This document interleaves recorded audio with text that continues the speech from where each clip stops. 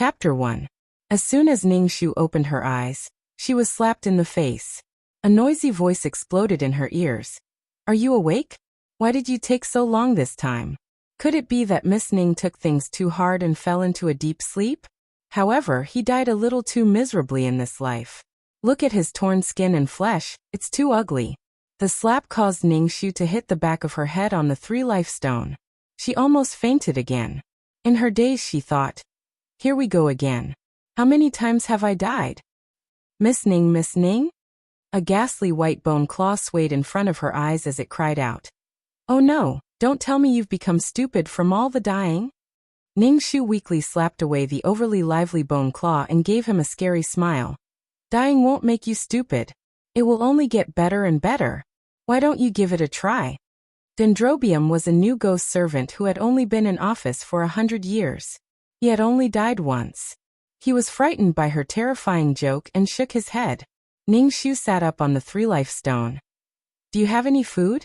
I didn't eat anything for 4 to 5 days before I died. I'm so hungry that I'm dizzy." "You're already dead. Why are you still hungry?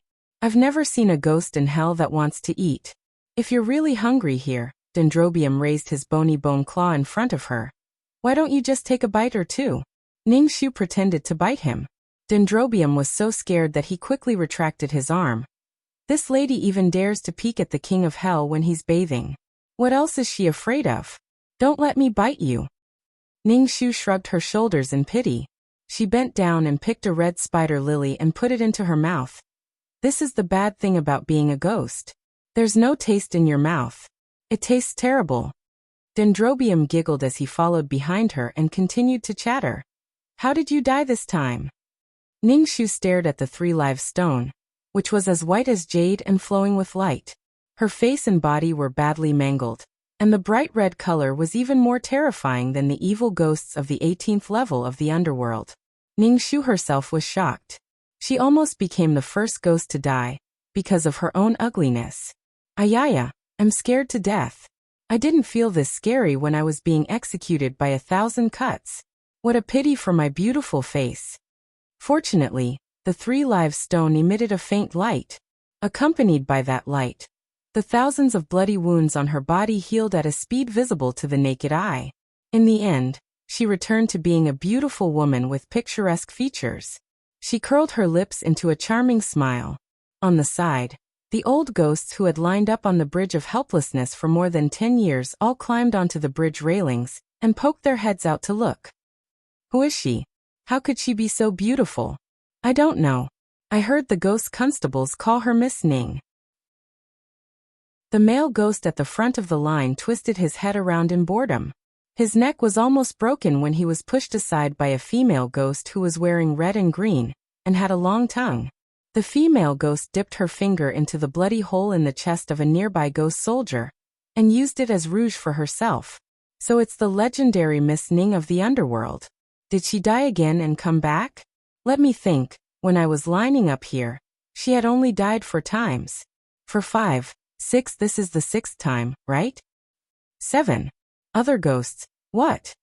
This is the 7th time." Mengpa scooped a bowl of soup and threw it on the table, yawning lazily. And every time, she refused to drink Mengpo's soup. The ghosts were instantly attracted. No one wanted to fight for Mengpo's soup. They all crowded in front of Mengpa. 7 times? Last time, that heinous demoness was punished by the heavenly Tao for 3 lifetimes.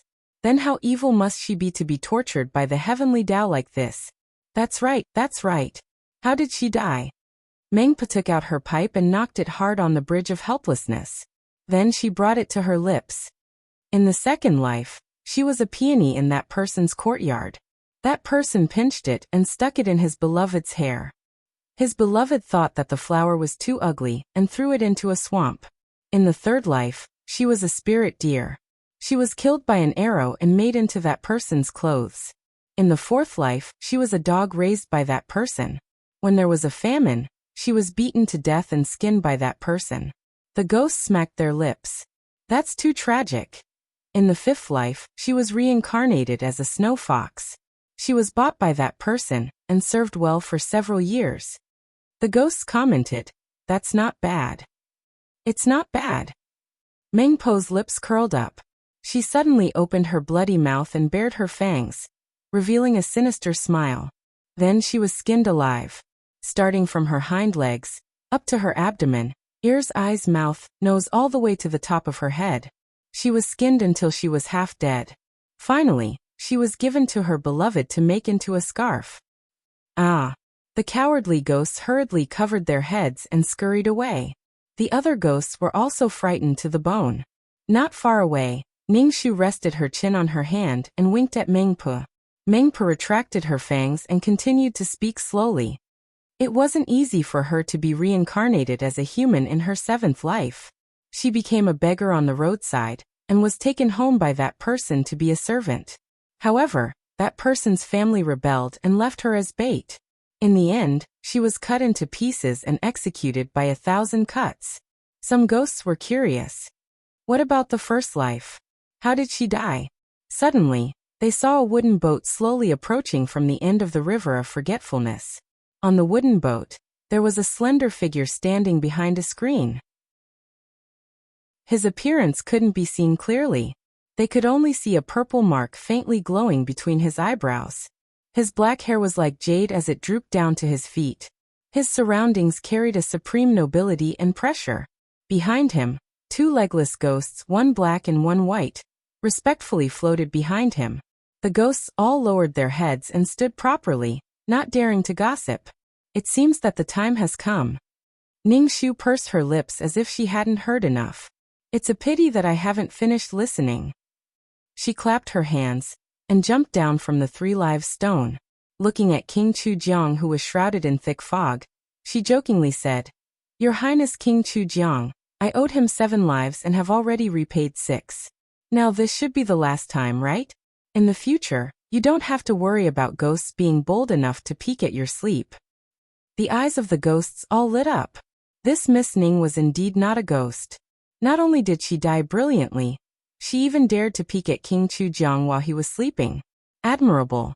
Admirable. At the side, Dendrobium hurriedly pounced over to cover her mouth. Among the 10 kings of hell, only this King Chujiang was the coldest and most solemn. His appearance, however, was rumored to be the most handsome in the world. It was said that on the day he was sent from the heavenly realm to the underworld, many female ghosts fought to see his true appearance. They didn't even fear falling from the bridge of helplessness into the river of forgetfulness. However, no matter how handsome he was, it was only a legend. Those who really saw his appearance had 2 endings. Either they sought death, or they were personally killed by him. Only this Miss Ning had nothing to do after she died. There were a few times when she sneaked a peek at his peerless appearance. Dendrobium remembered that when she died for the 4th time, her entire body was in pain, and she couldn't get rid of it. Dendrobium secretly brought her to stroll around the underworld. He didn't expect that Miss Ning would sneak into King Chu's palace without anyone noticing. At that time, King Chujiang was resting. She almost broke through his concealment and saw his true appearance. Dendrobium was scared half to death. He sighed that fortunately it was so close. At the side, Ningxu felt that it was a pity. Why was it so close? Since then, this Miss Ning became even more lawless. After she died for the 5th time, she came back saying that she had just been skinned and felt uncomfortable all over. She wanted to treat her injuries alone. Then she turned around and sneaked into the Chu royal palace. Coincidentally, she saw King Chujiang bathing. After she died for the 6th time, she still didn't see a ghost. Then, she ran to the Chu royal palace and pretended to be a servant girl, wanting to change King Chujiang's clothes. This was the first time Dendrobium felt that a ghost's life was so difficult. However, it was strange. King Chujiang, who had always been solemn and cold like ice, actually didn't punish her. Instead, he let her off lightly. This made Dendrobium and the ghost servants of the underworld dumbfounded. They said 3 times, "Strange, strange, strange." In an instant, the whole underworld was filled with gossip. Could it be that between King Chujiang and Miss Ning, pushing Dendrobium away, Ningxu blinked her eyes and said with a natural charm, "You really don't intend to satisfy my last curiosity and let me take a look?" She quietly took a step forward. All the ghosts were drooling. King Chujiang was silent. Ning Shu frowned and gave in awkwardly. If you won't let me see your face, then let me see your hands? She took another step forward. King Chujiang was still indifferent. Ning Shu hesitated for a long time before retreating to the bottom line. Why don't I close my eyes and touch it? She took a step forward and arrived in front of King Chujiang, attempting to pounce on him. King Chujiang moved his finger and used the Thousand Li technique. Ning Shu was bounced back to her original spot. All the ghosts fell down. King Chujiang was still silent. Only his fluttering clothes fluttered in the wind of the river of forgetfulness for thousands of years. Only Ning Shu still shrugged her shoulders shamelessly. You are really as boring as a day in 100 years. In this life, am I a human, an animal, or a flower? King Chujiang stood in front of her and seemed to be carefully looking at her. Human. His voice was like the sound of Buddha descending from the ninth heaven, causing all the female ghosts to feel numb. Male or female? Female. Noble or poor? Noble beyond compare. Ning Shu smiled. That is a great thing. It doesn't have to be noble beyond compare. As long as you don't have to worry about food and clothing, you don't have to worry about anything.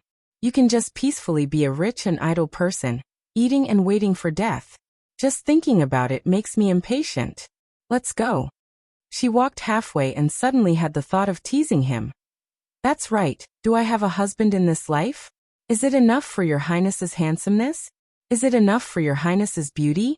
Is it enough for your highness's intelligence, ability, gentleness and understanding? If it's not enough, I might as well be a widow. King Chujiang paused for a moment, as if he couldn't take it anymore. After a moment he said in a deep voice, It's enough, it's all enough. Finally getting some fun out of him before leaving, Ning Shu laughed uncontrollably. She waved her hand at the dendrobium, and turned to walk into the river of forgetfulness. The river of forgetfulness's water seemed to have a soul, and was about to drown her in an instant. However, King Chujiang suddenly bit his finger. Dark red beads of blood gushed out from his deathly white fingertip, and instantly entered the three live stone. Your Highness! What are you doing? The black and white deities were shocked. King Chujiang closed his eyes and didn't answer. He muttered a spell and purple light burst out from between his brows. Countless amounts of blood gushed out from his body and dyed the three live stone red. Instantly, the river of forgetfulness turned into a sea of blood. The waves surged to the sky and the entire Yama Palace shook, turning into a mess. Ning Shu was stunned. A dark red bead of blood suddenly dripped onto her forehead. Lady Ning! The dendrobium rushed to the riverside and shouted. Ning Shu's figure had already sunk into the river of forgetfulness. The bewitching red color quickly returned to normal. When he turned back, King Chujiang had also disappeared. Only a voice was left hovering in the sky of the underworld. 300 years ago, because of my mistake, I changed your fate and caused you and Emperor Xiao Yuni to become enemies. I caused millions of corpses and rivers of blood to flow. I incurred the wrath of the heavens and punished you to die miserably for 7 lifetimes. I have nothing else to repay you, so I will use my 1,000 years of cultivation to return you a lifetime of happiness and peace. Chapter 2. Ning Shu was slapped again. Then she sat in the pile of dowry and sulked. Half of her face was as beautiful as snow jade while the other half had a bright red palm print on it. It complemented her fiery red wedding dress, making for a spectacular sight. Behind her sedan chair, the most scholarly young master of the imperial censor in the capital was crying while coughing blood. Sister Shu, I Cloud Leaf, will marry no one but you. Even if I die from coughing blood, I am willing. He chased for 100 steps and shouted, Sister Shu. He spat out a mouthful of blood and fell to the ground unconscious. The maidservant for Scythia looked behind the sedan chair and said softly, Miss. Young Master Yun vomited blood and fainted again. Do you want to stop and take a look? After all, you are husband and wife for a joss sticks time. Ning Shu did not care about her manners and rolled her eyes. Take a look? Take a look my ass. One had to know that the wife of the imperial censor came from a family of generals. If she dared to stop and curse young Master Yin to death, it would not be as simple as a slap. She would be skinned alive. Thinking of this, she became even angrier. King Chujiang, O King Chujiang, is this the unattainable honor that you promised me? This lady thanks the entire netherworld. On the Vermilion Bird Avenue, hundreds of people gathered by the roadside to watch. How many is this? This is the third one. This Ning family's eldest young Miss Husband curse has reached another level. Isn't that so? The first husband lasted for half a year before dying. The second one did not even last a month. This one is even more impressive. Just as they were about to go through the wedding ceremony, the fine young master of the imperial censor suddenly vomited blood. The wife of the imperial censor immediately broke off the engagement and asked Lady Ning to pack her dowry and scram. Impressive, impressive. She is indeed the great Yu's #1 wife curse general. We should ask His Majesty to send her to the front line. I guarantee that in less than half a year, the enemy's army of 100,000 will be dead. Ha ha. Listening to the discussions outside the sedan chair, Ning Shu's face darkened, especially the half of her face that was covered by the slap. When she stepped into the river of forgetfulness, she never would have thought that King Chujiang would act on his own initiative and actually arrange for her to return to her first life. In that life, she was born in Duke Ning. Her mother was Princess Hashin, who was conferred the title of Princess Hashin by the late emperor. Before she was 10 years old, she enjoyed the love of her parents. She was the most precious pearl in the family. When she was 10 years old, a crazy Taoist performed a divination outside her family. He said that her fate was hard to come by in the world. Before she was 17 years old, she had to marry the most noble person in the world. Otherwise, not only would she die, but she would also die. Even the aristocratic families she was close to would not be spared. They only thought that the Taoist was spouting nonsense, and no one took him seriously. Unexpectedly, when she was 17, her father was suddenly framed for treason and sentenced to the execution of his entire family. She had personally witnessed her parents being beheaded right in front of her eyes. Fortunately, the sixth prince, Xiao Yuni, had arrived in time to clear her family's name and save her grandmother and siblings. She remembered that it was that day when that thin but handsome youth gently wiped away the tears on her face and said softly, "Sure, I know that you must be very sad in your heart. But don't be afraid. Yingij will be your home in the future." Then, she was completely bewitched by him and walked onto the path of eternal damnation. In this life, she did not know what that King Chujiang did to make her return to the age of marriageable age. Unwilling to get on Xiao Yuni's pirate ship and unwilling to drag the entire family down with her, Ningshu gritted her teeth and made a prompt decision to ask her father for permission. She said that no matter which family's young master was willing to marry her, even if he was crippled and retarded, she would marry him. Lord Ning had doted on this pearl since childhood and would not casually marry anyone. The first time, he chose the eldest son of the country's great general's family. Everyone said that the eldest son was handsome and skilled in both civil and military matters. At the age of 15, he had followed his father to war and had achieved many military achievements. The two families discussed and decided to get engaged first, and when the eldest son returned, they would immediately get married. Who would have thought that half a year later, the eldest son would die on the battlefield without leaving behind a corpse? From then on, her reputation of jinxing her husband began to spread. The second time, her father took a fancy to the youngest son of Lu Bohu's family. Although the youngest son was not the legitimate son of the eldest son, he was a famous and elegant young master in the capital. Even the Grand Tutor had said that he was the son of Lu Bohu. However, the House of Marquis had long heard of her rumors and was hesitant to agree. Lord Ning specially went to the House of Marquis to make a request and promise 500 sets of dowry. He also asked the Empress Dowager to act as the matchmaker before the House of Marquis finally agreed. However, for some reason, before the wedding ceremony, the youngest son suddenly fell seriously ill and passed away after a month of illness. The news of her jinxing her husband was confirmed. No matter how her father begged, no aristocratic family was willing to marry her. Until she turned 16 this year. Madame Ning was afraid that her worry would harm her health, so she ordered her to go to Peach Blossom Mountain to enjoy the flowers and relax.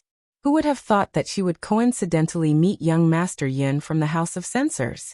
Young Master Yin was infatuated the moment he saw her and swore to marry her. How could the House of Censors allow their son to die? However, young Master Yin was stubborn. He went on hunger strikes several times to commit suicide, forcing her parents to nod with tears in their eyes. Then the whole capital knew about it.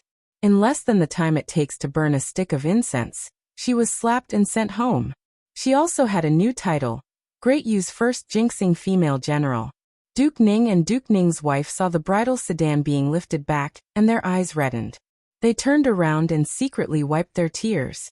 Ning Shu chewed that King Chujiang 10,000 times in her heart.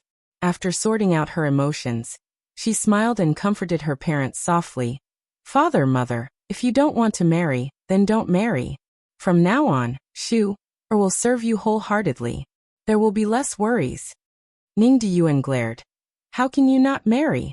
Shu, don't worry. With father here, I will definitely find you a good husband in this life. Her mother and Princess Xian wiped their tears and said hesitantly, why don't mother go and beg the Empress Dowager again? The most noble people in this world are not just the civil and military Lord Fortune Star. No matter how noble they can't be more noble than the imperial family. Ning Shu's head immediately became as big as a bull. Mother, daughter said that I would rather commit suicide at the age of 17 than marry into the imperial family in this life. As soon as she finished speaking, she heard a servant report. His Highness the Sixth Prince has arrived. Ning Shu felt like her back was on pins and needles. She immediately turned around to leave, but she was stopped by someone. The figure wearing a moon-white robe with golden threads blocked her way with a face full of anger. Why would you commit suicide rather than marry this prince? The young man's face was thin and handsome, with the unique arrogance of an imperial family. Even if he was angry, half of the women in the capital fell in love with him. Not to mention, at this moment, there was indeed deep affection in his eyes. Unable to avoid this god of plague, Ning Shu patiently smiled. His Highness the Sixth Prince, don't worry. Wait another 2 years. At this time 2 years later, you will accidentally roll off a cliff during the spring hunt and be attacked by an assassin. A beautiful woman called Fei Luan will save you, and she almost lost her life for you. From then on, you two will fall in love with each other and live together as a couple, living together like an immortal couple. In that life, he used her as a shield for this singer called Fei Luan. It was only until she used up all the power of the Duke's family to help him ascend the throne that he slowly opened his mouth to bring Fei Luan into the palace and made her the empress, while she was demoted to a palace maid. Her brother, Jier, couldn't stand it anymore and impulsively killed Fei Luan. Xiao Yuni was furious, and from then on, they completely broke off their relationship and became enemies. When Fei Luan's name was mentioned again, she didn't think that she would be so calm. It was as if the strong love and hatred in that life, those bone-deep injuries, had all disappeared unknowingly.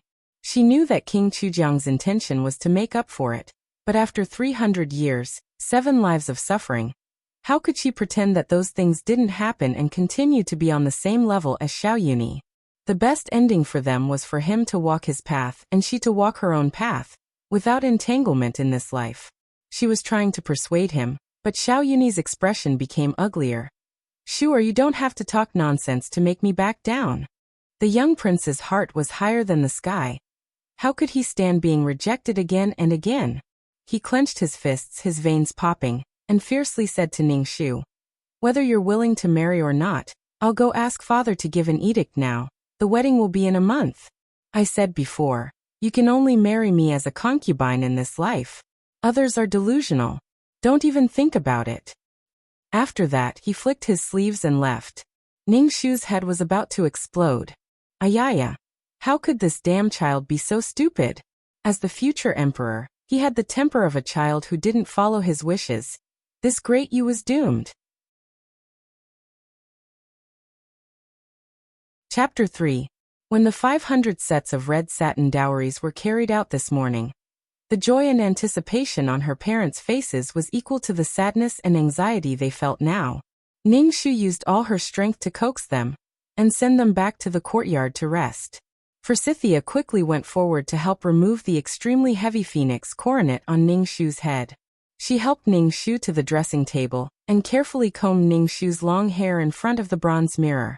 In the mirror, the young lady in the fiery red wedding dress had skin as white as snow. Forsythia thought she was even more beautiful than the fairies of the 9 heavens. It was a pity that young Master Yin did not have the fortune.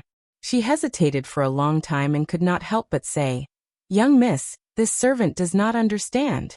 "What do you not understand?" Ningshu concentrated on rubbing her neck that was almost crushed and opened her mouth absent-mindedly.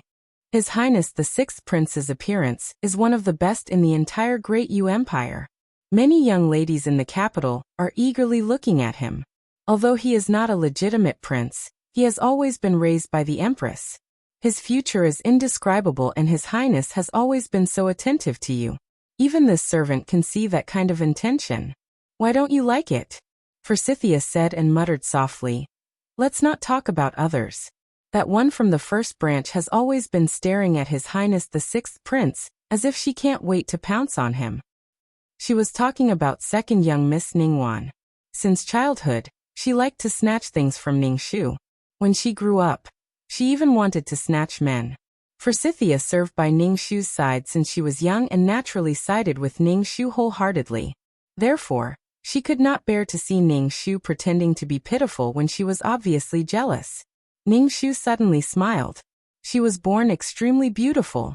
Today she was even more beautiful. Her eyes were curved and radiant. My good Forsythia, do you know that the most beautiful mushroom in the world is the most poisonous one?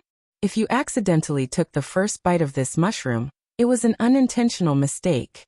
Quickly spit it out. But if you know it is poisonous and still eat it, then you deserve to die. Moreover, in the bronze mirror, Ningshu gently lowered her feathered eyelashes, her fingertips touching the phoenix coronet that she had worn 3 times. How can the promise of youth be taken seriously? With my current reputation, even if he wants to marry me, His Majesty won't agree, and the Empress won't either. Unless he is willing to give up his position and cut off from his bright future. But was that possible? Ningshu did not even think about it. Even if he was willing, she would not. She gently touched her swollen cheek. "TSK, don't bother about His Highness. Your miss is about to die from the pain."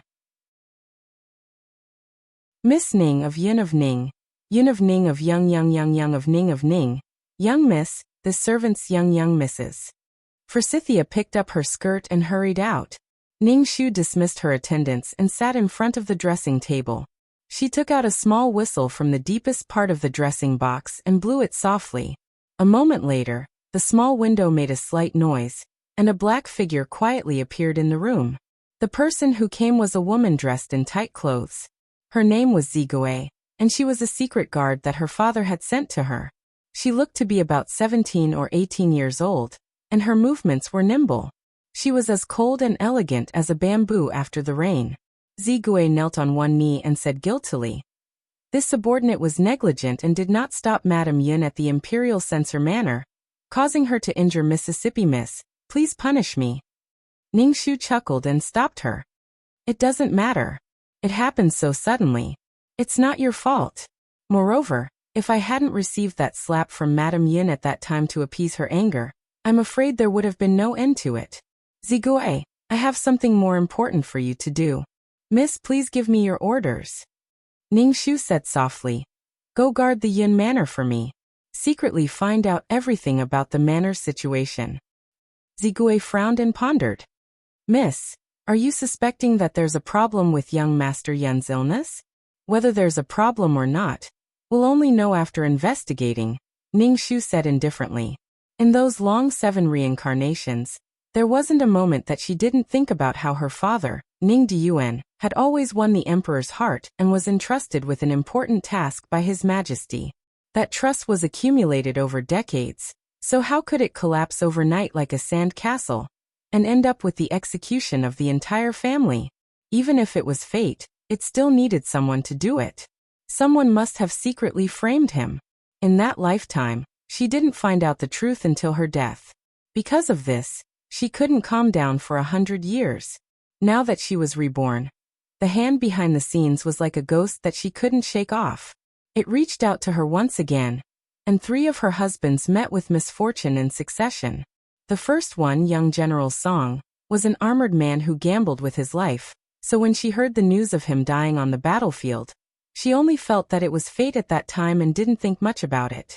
The second one, young Master Lu Bohu, was clearly fine when he was engaged, but suddenly contracted an illness 3 days before the wedding.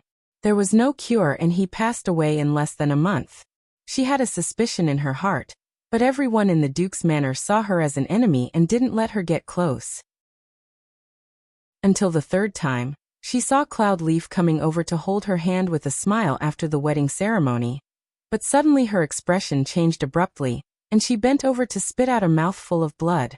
If she still couldn't detect the problem, then she was really an idiot. Yes. Zigui immediately took the order and left quietly.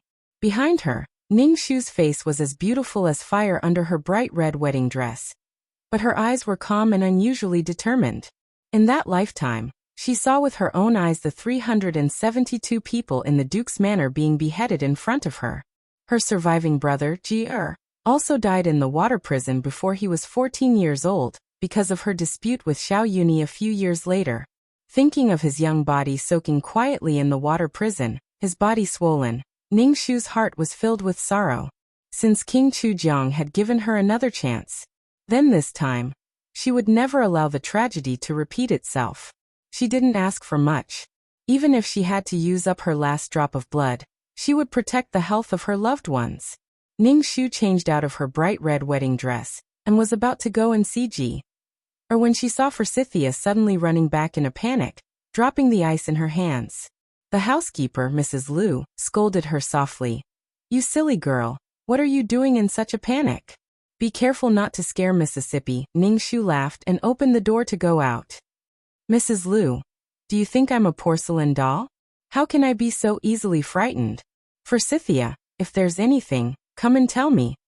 Forsythia immediately went to Ningshu's ear and said anxiously, "Miss, you should go to the old madam's quickly. Old madam is setting up a dragon's gate array inside, and has invited the princess and the third madam over. The princess didn't want me to disturb you, but old madam. Anyway, you should go and take a look." Hearing this, Ningshu's interest was suddenly piqued as she blinked. "Oh, it sounds interesting. It would be a pity if I don't go and take a look."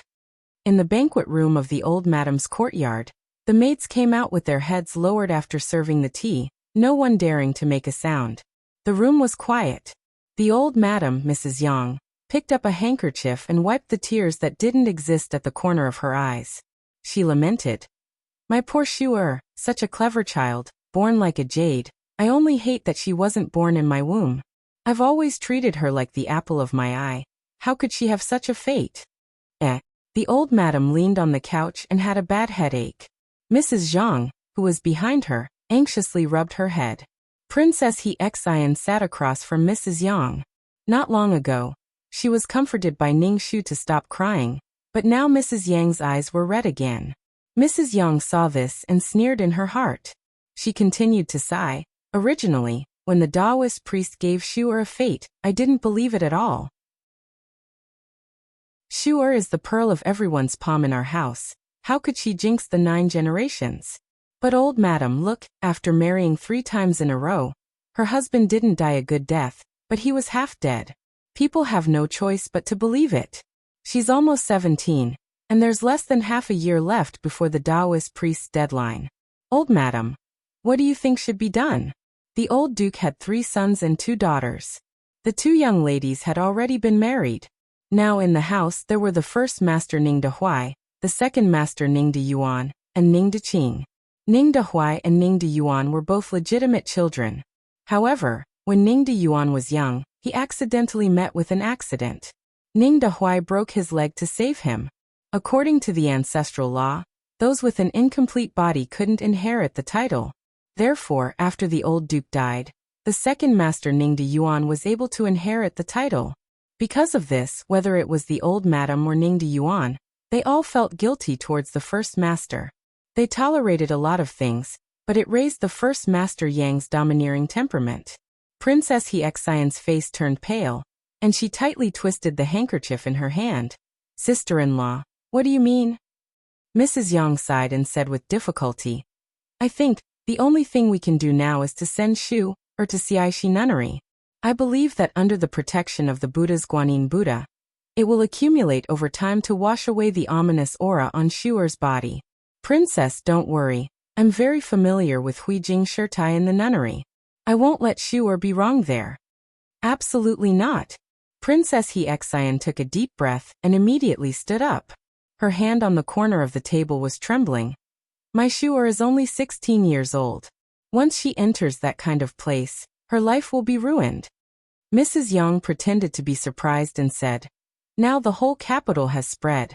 With Shuer's current reputation, not to mention any family's young master, even if it's an old man on the road, no one would dare to marry her.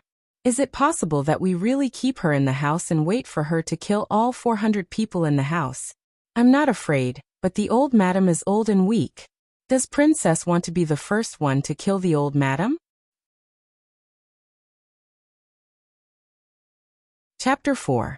Yongsher's mouth was sharp. Every word was like a knife, deliberately stabbing into Princess He Xian's heart. But Princess He Xian couldn't refute a single word. Her face turned pale, and she looked at the matriarch pleadingly. Matriarch, please understand. I don't have that intention. Yongsher picked up the teacup and slowly took a sip. She leisurely said, since you don't have that intention, then why not? Princess, although you have a precious body and second uncle is a duke, there is no reason to use power to suppress people. Princess He Xian trembled with anger. Sister-in-law, you know that Shuer has been obedient and sensible since she was a child. She has never done anything harmful. Do you want to use that baseless accusation to kill my Shu? Baseless accusation? Could it be that you want to wait for her to cause the death of her family before you admit that she is inauspicious? Yongsher's eyes were like poisonous bees, exceptionally vicious. In this house there is not only your second branch. There is also the matriarch, our first branch, and the third branch. Li Shi, what do you say? Li Shi was suddenly pointed out. Her heart turned 3 times in her stomach, and she faintly said, I am a stupid person. What can I think? However, he had once heard a saying, it's better to believe than not to believe. If what that Taoist said is true, then her third branch had the lowest status in the house. Today, whether it was the first branch or the second branch that was unlucky, the one to benefit was her third branch. Enough. The matriarch suddenly raised her voice. Her old and tired eyes stared at the chaos in the room, from the aggressive Yongsher, to the onlooking Li Shi, and finally to the miserable Princess He Xian. She sighed and said, my old bones don't know when I'll pass away. I don't care if I'll be cursed to death or not. Shuer is usually a good girl, it's better. Princess He Xian looked gratefully at the matriarch. Yongsher's fingernails dug into her flesh. Her face was very ugly. The matriarch still wanted to protect that cheap girl. No, she finally found this opportunity. She couldn't give it up. She carefully hid the coldness in her eyes. Suddenly, with a bang, she knelt in front of the matriarch. Everyone was shocked. She raised her head again, tears streaming down her face. Old madam, we're already useless. Even if we die with Shuer, we're willing.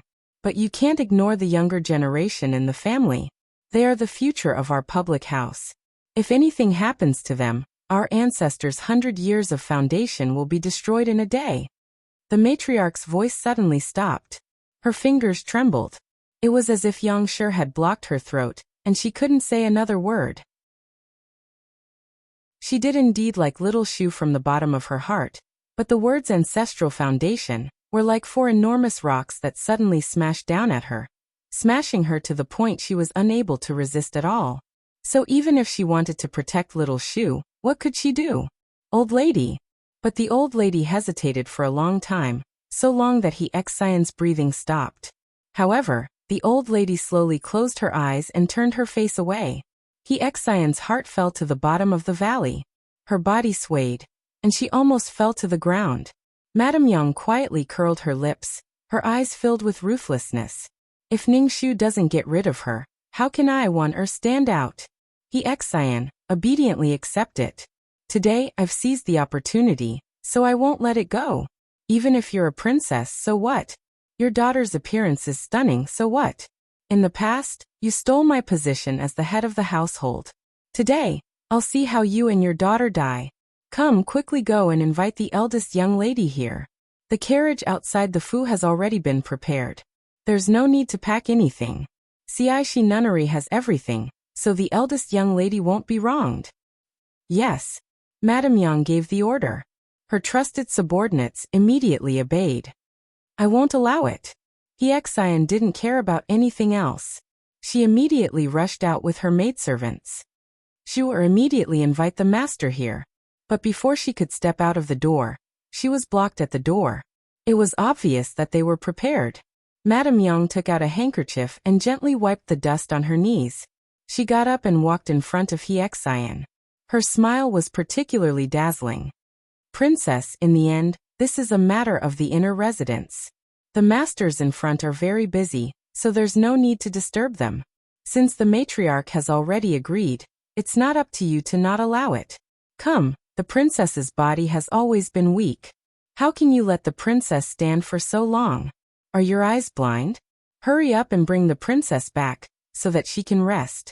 Madame Yang's dagger finally appeared. With a glance, more servants guarding the door rushed in and surrounded them. They shamelessly came forward to forcibly invite the princess away. Princess Xian held onto the door frame. She was so angry that her whole body trembled. The matriarch couldn't bear it and turned her head to wipe her tears. But behind her, Madame Yang still raised her voice. That's right, the 500 sets of dowry. I'm afraid that Shu won't need it anymore. It's better to take it out and give it to the other girls in the Fu who are about to get married. It's better for them to marry into a good family and help our Fu consolidate the family business. Xian's vision turned black and she was about to fall. Princess. Xian. Fortunately, a hand suddenly appeared and supported her. I'll see who dares to touch my mother. Chapter 5. The owner of that hand handed her mother over to Forsythia, and then leisurely opened her mouth against the light. My mother is a first-rank noble. The previous emperor personally conferred the title of Junju. If anything happens to her, the death penalty will be hard to escape. Could it be that you have two heads? Accompanying that voice was a leisurely figure that slowly walked into the room, and into Madame Yang's line of sight. Madame Yang saw the hair ornament gently swaying with her steps. Her waist was very straight and the smile in her eyes was like the first pomegranate in early summer, like fire. Seeing that Ning Shu had delivered herself to her door, Madame Yang's lips curled into a mocking smile. Ah, eldest miss. I was just about to send someone to invite you. It just so happened that you came by yourself, saving me the trouble. Xian wanted to say something, but Ning Shu personally placed a soft cushion on the chair and helped Xian sit down. She returned a comforting look, and then calmly turned her head to look at Madame Yang. It really is a coincidence. I was just thinking about eldest aunt, but I didn't think that you would also think about me. Eldest aunt loves me the most, and is closer to me than mother and daughter. Just now, I heard that eldest aunt wanted to temporarily send Shu to the nunnery. Shu can agree. Xian was shocked. Shu, what nonsense are you saying? Hearing this, Madame Yang's heart was filled with great joy. This girl really accepted her fate. She tightly clenched her fists and maintained a dignified appearance. Xian, since Shu is so sensible and filial to the whole Fu, how can you stop her? Someone come, quickly send eldest miss out of the Fu. Hold on. Ning Shu interrupted her. Under her anxious gaze she said slowly, but I have a condition. What condition? As long as you are willing to go, eldest aunt will satisfy you. Madame Yang's smile was abnormally warm. Great. Ning Shu suddenly intimately grabbed Madame Yang's sleeve. Just now, I was outside the door and heard that eldest aunt was willing to accompany Shu to death. Shu was very moved. Then I asked eldest aunt to accompany me to the nunnery, so that we can continue to be close. What? The smile on Madame Yang's face suddenly froze and she pulled back her sleeve as if she had seen a ghost. Ning Shu blinked.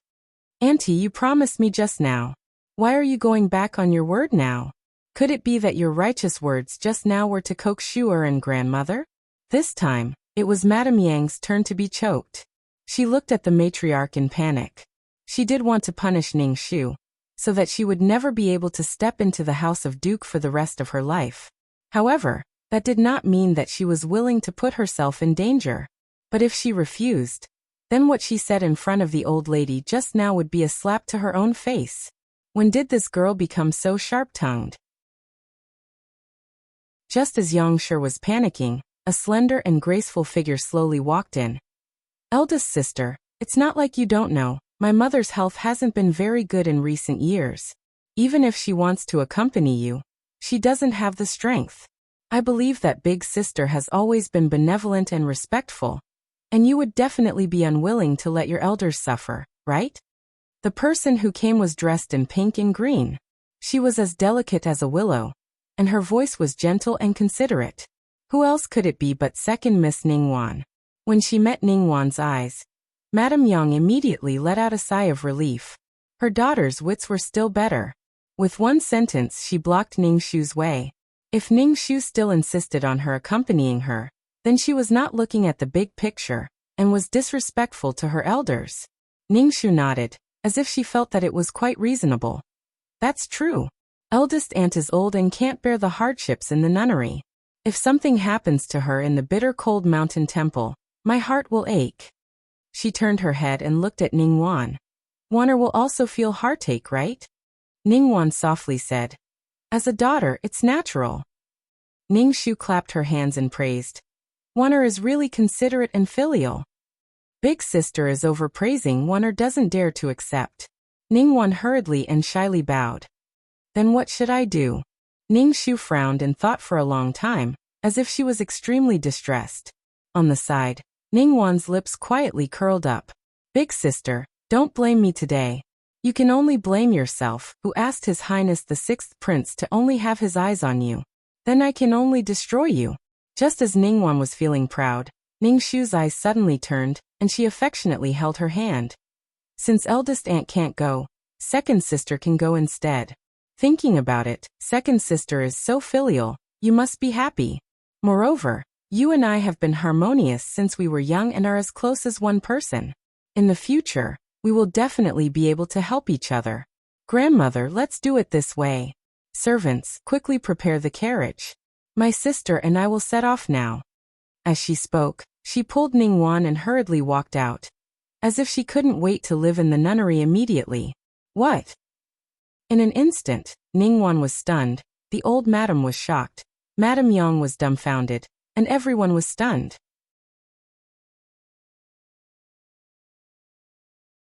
Chapter 6. Seeing Ning Shu pulling Ningguan and rushing out, Yongshur widened her eyes and hurried over to stop Ningguan. However, Ning Shu grabbed Ningguan's wrist tightly and she could not break free. How can this be? If Ningguan was also dragged to the nunnery, then what was the use of her plan? It would only harm others and herself. Ningguan was on the verge of tears. She wanted to help her mother get rid of the thorn in her side, not die with Ningguan. She was only 16, she did not want to go. However, did she dare to say no? With so many people present, if she said no, she would be labeled as unfilial. The matriarch would be the first to look down on her. How could she raise her head in the Fu in the future? Immediately, the banquet room became chaotic again.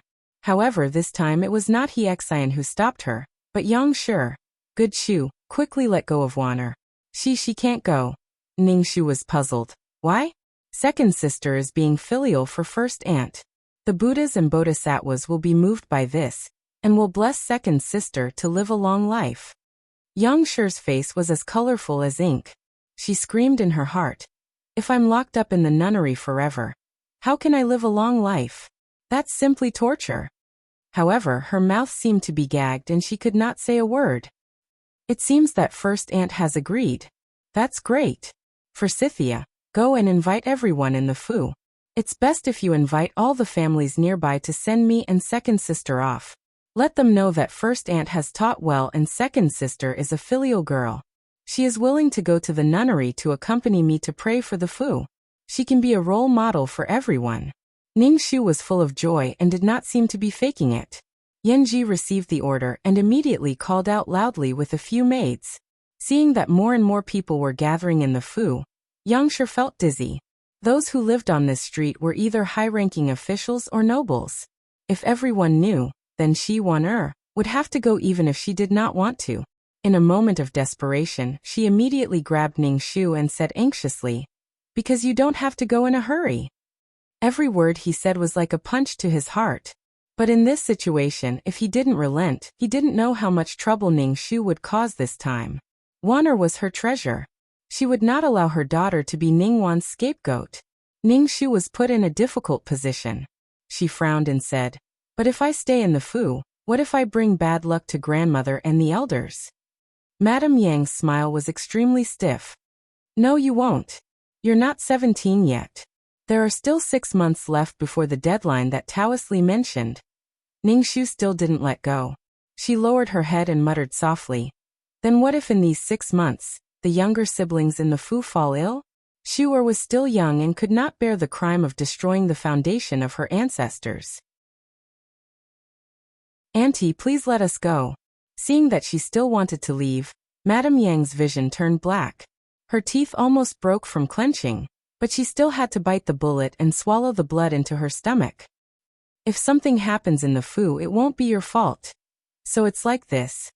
Ningshu gave a long sigh and finally let go of Ningwan's wrist. She obediently bowed to the matriarch. "Grandmother, that good Rongshu, will continue to be filial to you in these next few months." The matriarch happily held her hand and patted it again and again. She had always liked this girl. If Madame Yang hadn't used the foundation of her ancestors to pressure her, how could she watch her eldest granddaughter jump into the fire pit? She quickly pulled Ningwan back to her side. Madame Yang rubbed her precious daughter's swollen wrist. She was so angry that her whole body trembled. Her voice was shaking as she squeezed out each word through gritted teeth.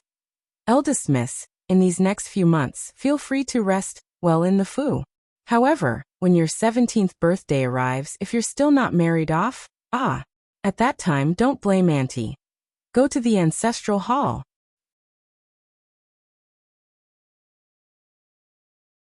Chapter 7. Who said no one wants to marry my sister? A round and chubby little dumpling wearing a milky yellow jacket rushed in like a cannonball, standing in front of Ningshu to protect her. It was Ningshu's little brother Jir, who was just 5 years old. "Little Ji," turned his head and grabbed Ningshu's hand. He said in a childish voice, "Sister, wait for me for a few more years. When Jir grows up, I will marry you. I won't let anyone bully you." With Ning Ji's interruption, the tense atmosphere in the banquet room immediately disappeared. The matriarch was simply overjoyed. On the side, Xin, who was completely relieved, quickly wiped her tears with a handkerchief. Ningshu bent down and gently scratched the tip of Ning Ji's little nose. Her eyes curved. "Okay, sister will wait for you to grow up." On the side, Li Shi couldn't watch the show and withdrew with a lack of interest. Yang Shi's lungs were about to explode. She narrowed her eyes and stared at Ningshu. She silently gritted her teeth. "Just you wait." Feeling her gaze, Ningshu turned her head and gave her a sweet smile. "Okay, I'll wait right now." "Mother." In the first branch's fragrant courtyard, Ningshu smashed the flower pot in her hand on the ground. Then she stepped on the blooming begonia flowers, as if she was stepping on Ningshu's face. After crushing the petals little by little, she cried and threw herself into Yang Shi's arms. "How can we let that lowly servant go like this? What kind of sorcery does that lowly servant have? Why is she more beautiful than me? Her identity is more honorable than mine? Even if she has that kind of fate, why would the matriarch protect her? Also, those 500 sets of dowry, why should it only be given to her? Just because her father is a duke and her mother is a junju? Those should have been mine. Mother, I won't accept it. I won't accept it." Even if half of those 500 sets of dowry were given to her, she could still raise her head among the young ladies in the capital and make His Highness the 6th Prince look up to her. However, her efforts were all for naught. How could she not be angry? "My good Wanner, don't cry, don't cry." Yang Shi coaxed her baby with heartache. "She's lucky that we didn't manage to deal with her today. She didn't have much time left, at most 9 months. Once the time limit is up, she won't have any more excuses. Mother will make sure that she dies willingly." Madame Yang's eyes were filled with venom. Moreover, it's not certain if she'll be able to survive the next 6 months. Ningguan's eyes were filled with tears. What should we do? Yang Shi's gaze passed through the window lattice and looked at the red lanterns that had been hung up in the courtyard. Thinking that there would be a happy occasion today, a sinister glint flashed through her eyes. I heard that the young master of the Yun residence is still in his sickbed. The entire residence is in a mess. Madame Yun is angry and worried, blaming everything on Ningxu. This is such a good opportunity, let's just... Ningguan tilted her head and listened carefully. Her face was colored with the same sinister expression. If Ningguan's father hadn't harmed her father, the title of duke would have fallen on her father's head, and she would have been the high and mighty miss of the D family. Ningxu, that bitch, wasn't even fit to carry her shoes. Therefore, since she was young, whatever Ningxu fancied, she would snatch it away. Whatever clothes Ningxu had, she wanted better ones. Since His Highness the Sixth Prince fancied Ningxu, then she would think of a way to snatch it away. In short, in this lifetime, she would definitely step on Ningxu's head. The spring night was slightly chilly. The cuckoo that had returned from winter in the south was hiding in the peach blossom trees, chirping. Forsythia was preparing to serve Ningxu to sleep when Zigui returned to report the news. Reporting to Miss, the Yin residents invited all the famous doctors in the city to treat him. They all said that young Master Yun's illness was very strange. There were no abnormalities on the surface of his body, but he kept vomiting blood. After careful examination, it was found that the heart, liver, spleen, lungs, and kidneys were all damaged.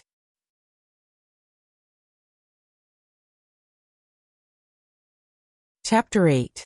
Zigui recounted honestly. The physicians tried their best today to preserve young Master Yun's life for now, but it's hard to say if young Master Yun can recover after this. Imperial Censor Yin was so anxious that he immediately handed over a token to summon the imperial physician. Ningxu frowned and asked, "Did you find out if he was poisoned?" Zigui shook his head. The physicians said that they did not find any signs of poisoning, but that it seemed to be caused by someone hitting him hard. However, it contradicted what was said. They did not find any bruises on young Master Yun's body.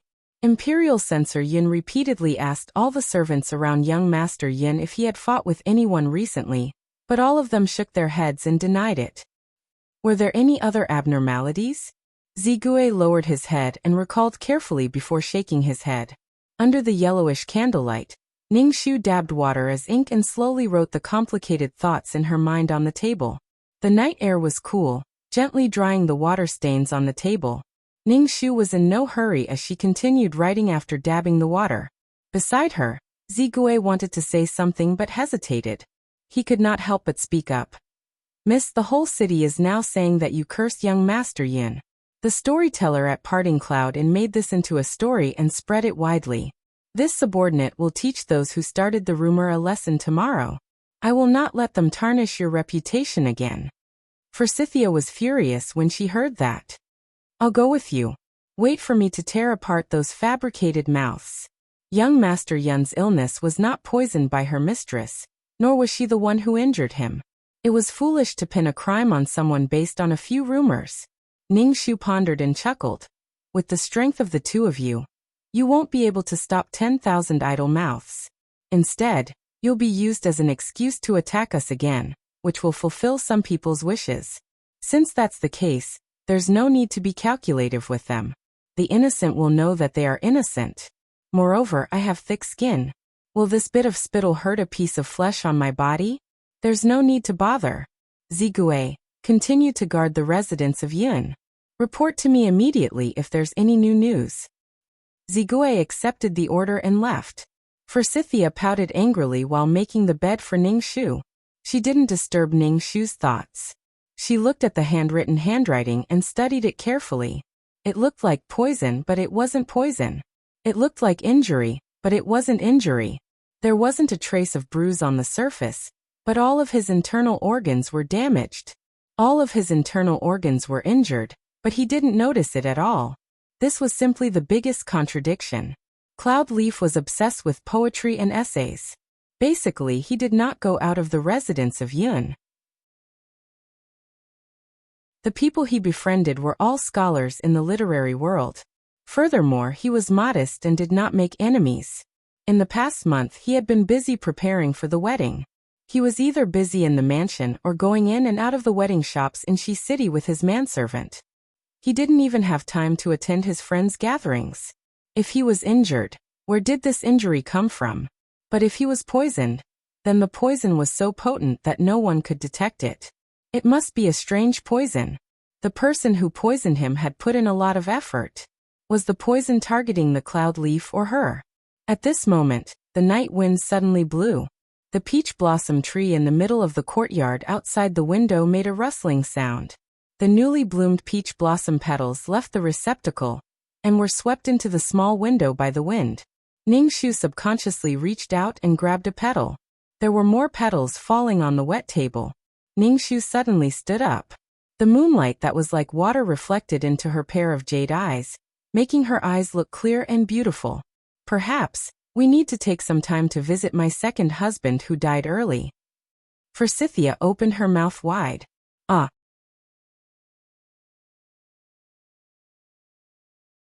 Chapter 9. Under the moonlight, two figures sneaked into the ancestral grave of the Qi family. She saw hundreds of gloomy tombstones silently looking at the two strangers who had intruded without saying a word. It was so quiet that it seemed that even the nearby frogs and insects were buried with them. The warm spring breeze in the distance also turned cold here. There was a gloomy air everywhere that made one's hair stand on end. Forsythia's face was pale. She shrunk her neck and followed Ningxu closely.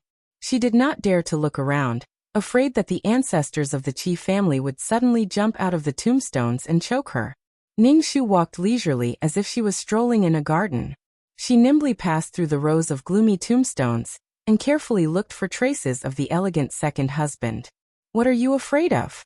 The people lying here have long rotted into a pile of bones.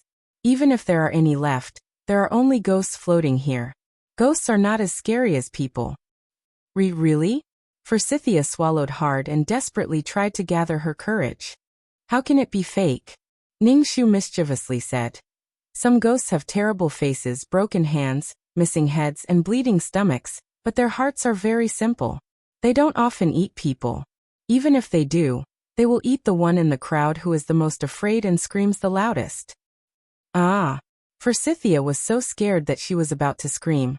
But she quickly stopped herself and stared at her young miss with resentment. After playing around, the two quickly quieted down to do business.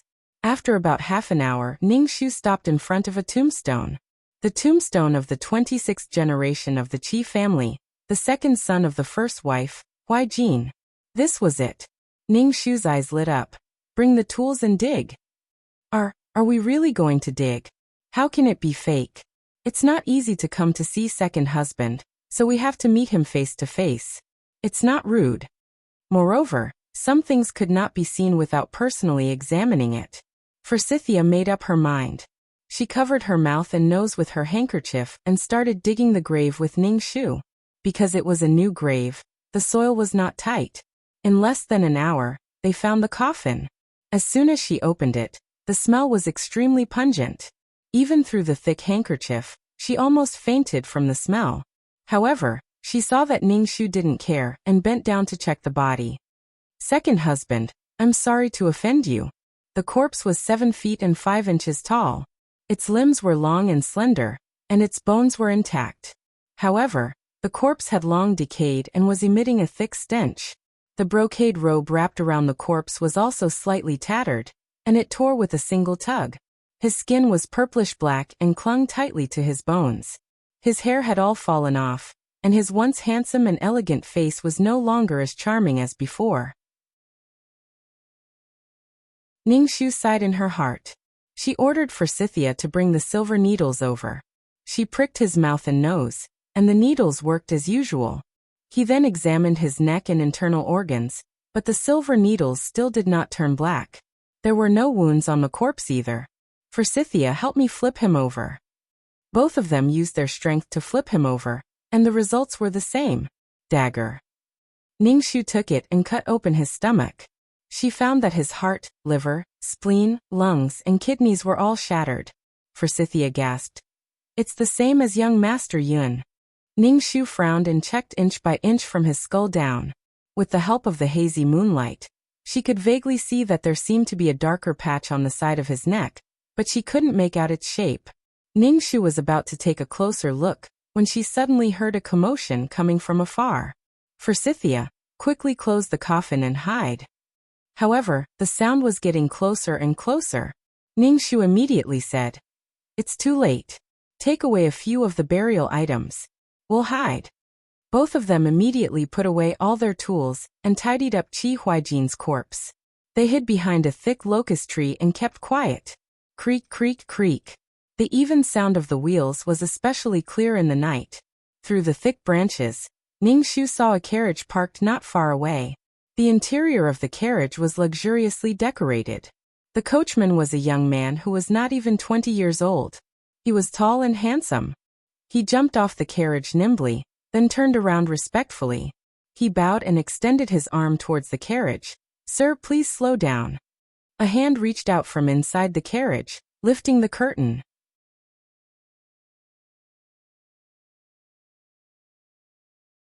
Chapter 10.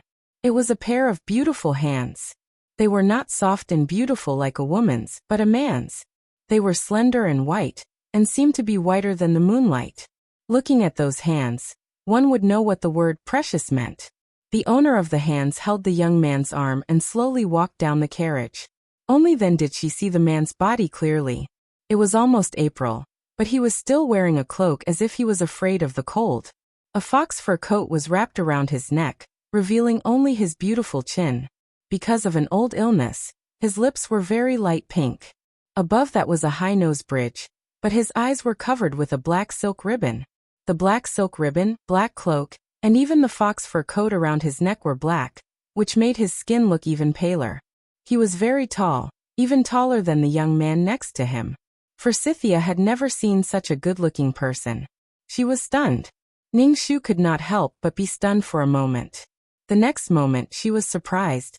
Could it be him? The young man helped the man to Qi Huaijin's tomb. The young man felt something was wrong and immediately ran forward. "Master, the tomb of the third son of Qi Huaijin was robbed. The thieves took away all the valuables, and the cups were scattered all over the ground. The guards of the Qi family were too negligent." The man opened his mouth. "How is the third son of Qi Huaijin?" His voice was clear and deep. The body was not damaged, but this smell. "Master, why don't you wait for me to clean it up first?" The smell was so bad that the young man could not help but cover his nose and mouth. The man was very calm and his expression did not change. "It's okay. Bring me some wine. I'll give a toast to the third son." The young man did not dare to delay, and immediately went to the carriage to get a set of white jade wine set. He poured the wine into 2 white jade cups and offered it to the man. The man took 1 cup first. "Brother Huaijin, you and I are childhood friends. We have been writing to each other for many years, and we are very close friends. Then I suddenly heard that Brother Huaijin died of an illness. I didn't have time to send you off, so I came back to the capital to apologize to you." The man raised his neck and drank the wine in 1 gulp. A thin layer of moonlight gently covered the side of his face, drawing a soft ivory white line down along the bridge of his tall nose. And the unfinished wine bead on the tip of his lips shimmered faintly. Ningshu's eyes couldn't help but stick to the drop of wine on the tip of his lips. She couldn't help but sigh. He was truly a stunner. Unfortunately, his eyes were damaged, and his white jade was slightly blemished. But in the next moment, that person suddenly changed his hand gesture, and threw the white jade cup in Ningshu's direction. The force was so great that the tree branches in front of him were all broken. Ningshu knew something was wrong and immediately dodged to the side, but she couldn't avoid it. She was forced to twist her body and jump down from the tree with Forsythia. The white jade cup smashed into the tree trunk and shattered into pieces. One of the pieces brushed past her neck and cut off a strand of hair on the side of her neck, landing on her shoulder. She had no doubt that if he wanted to, what was cut off just now would not be her hair, but her neck. "Who are you?" that person asked in an extremely indifferent voice. Ningshu touched her cold neck and turned her head with a sweet smile. She was very obedient. This little girl has nothing to do and happened to pass by to enjoy the scenery. The moonlight tonight is really good. It's a pleasure to meet you, young master. That person sneered and mercilessly exposed her nonsense. It is good. In the middle of the night, the cold moon is cold, the grass is silent, and the lone grave is under the tree. This scenery is too beautiful to be imagined. It's so beautiful that you want to dig up the grave in the middle of the night.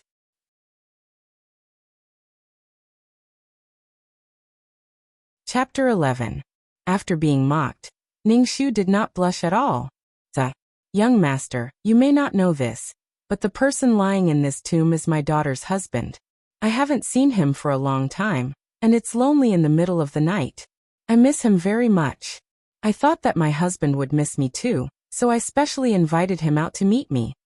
A cool breeze blew, lifting his long black hair. Under the moonlight, he looked like an immortal. He reached out to take another wine cup and slowly poured the wine in front of Qi Huaijin's grave. How come I heard that your husband is lying on a sickbed in the residence of Yun? Ningxu was speechless after being exposed. After a while she smiled and said, Cloud Leaf is my new husband, but my marriage with the third young master of the Qi family was also decided by the emperor. Now that I have a new husband, I shouldn't forget my old one. Just now I was being fair, don't you think so? Ningxu was about to continue talking nonsense, but was interrupted by him. There was a hint of impatience between his eyebrows as if he did not want to continue talking with her. Ningxu, the eldest daughter of the official wife of the House of Haiduke, 16 years old. Under the tutelage of Master Zhuge Huixi, clever and decisive. When she was 10 years old, Taoist Yunyu said that her life was unlucky. When she was 15 years old, she married 3 people. 2 of them died suddenly, and the last one was unknown. You suspected that someone was secretly targeting you. So you came here in the middle of the night to dig up the corpse to confirm your suspicion. Because you didn't want to expose yourself in front of me. You took away the burial objects in an emergency, and led the suspicion to the tomb robbers. But there are hundreds of tombs here, and the ancestors of the Qi family are all buried here. There are many who were buried with more people than the third young master of the Qi family. If it was a tomb robber, he would start from the most luxurious burial place first, and then the others. The more the better. Even if you did it on the spur of the moment and were unprepared, the safest way would be to find the closest tomb and leave before the guards find out.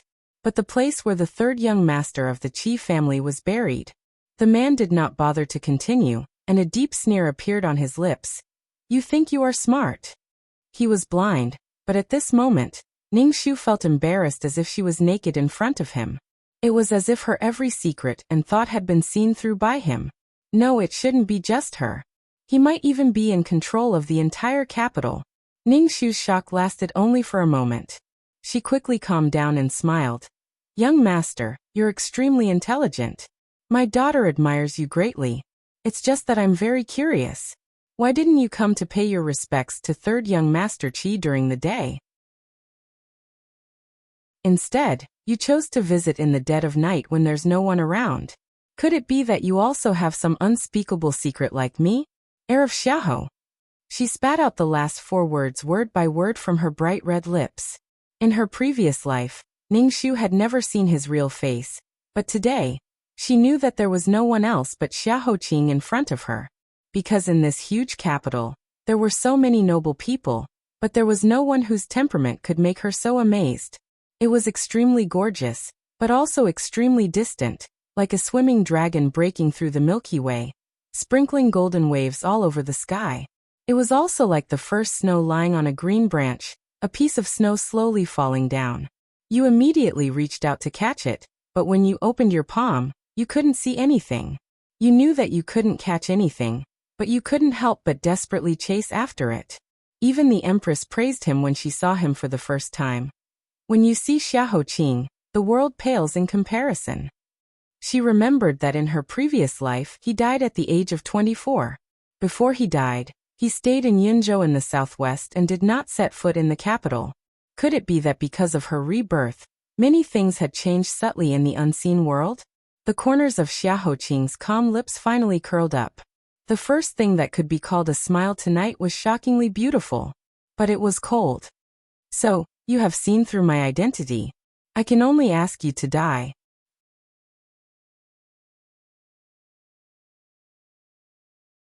Chapter 12. Ning Shu did not expect that the first time she met the legendary Crown Prince Xiahou, she would be grabbed by the neck. Moreover, her neck was grabbed by the handkerchief. Obviously, he thought she was dirty. The former could be tolerated, but the latter could not be tolerated. You let go of my miss. Forsythia rushed over and was knocked unconscious by the young man's hand. Ning Shu felt a spark in her chest. She was furious. She furrowed her brows and took a deep breath. Then she smiled and said, Your Highness, there is no one in the entire Great Yu who doesn't know about your peerless beauty. If my daughter couldn't guess your identity, it would be disrespectful to you. She could not tolerate it. She had to tolerate it. Nonsense. In the eyes of the person opposite her, she was not even comparable to a bug. He could crush her with a slight frown. Dignity was precious, but her life was even more precious. But the hand on her neck tightened, almost making her unable to breathe. The smile on his lips was chilling. Just because I came here in the middle of the night, you concluded that I have a secret matter? It hurts. Her life was in his hands. Ning Shu could not help but feel a little scared. She did not doubt that Xiahou Qing would really kill her. She kept calm and shook her head. When you first arrived here and noticed the abnormality, I heard the young man beside you say, Third young master did not suffer any damage. It's just the smell. Why don't you wait for me to deal with it? It was not wait for me to call the Qi family to deal with it. Although there were only a few words difference, the meaning was completely different. It means that you don't want the Qi family to know what you want to do. So what if it is not a secret matter? However, I don't dare to ask what your secret matter is. And I also don't want others to know that I came to dig the grave tonight. You and I have something on each other. If you are worried that I will leak the secret and want to kill me, you don't have to. Moreover, our target tonight is third young Master Qi. My goal is clear to the Crown Prince. I only want to prove my innocence and ensure my own safety. I will not harm the Crown Prince and may even lend you a helping hand. What does the Crown Prince think? Xiahou Qing felt that the neck under his hand was surprisingly slender. The girl's warm body temperature passed through the handkerchief to his cold palm. She was like a bird that had just come out of its nest. As long as he gently squeezed it, it would break. The owner of the neck had a soft voice. It sounded very obedient, but the steady voice was like a bamboo in the wind. It was full of tenacity. You are not too stupid, Xiahou Qing said. The cold hand suddenly, the snow-white handkerchief fell to the ground. Xiahou Qing ignored her and said, Hui Mo, get to work. The young man called Hui Mo immediately accepted the order. He took out a piece of cloth wrapped in vinegar and garlic juice, and tied it in front of his mouth and nose. Then he ran to Qi Huaijin's coffin and took out a bunch of tools and started to work. The tools were many times more complete than Ning Shu's. Ning Shu rubbed her neck, which had been ravaged again and again tonight, and laughed. Ha! It turned out that he was also here to dig graves. What a coincidence. Didn't that prove that her guess was right? Third young Master Qi's death was indeed suspicious.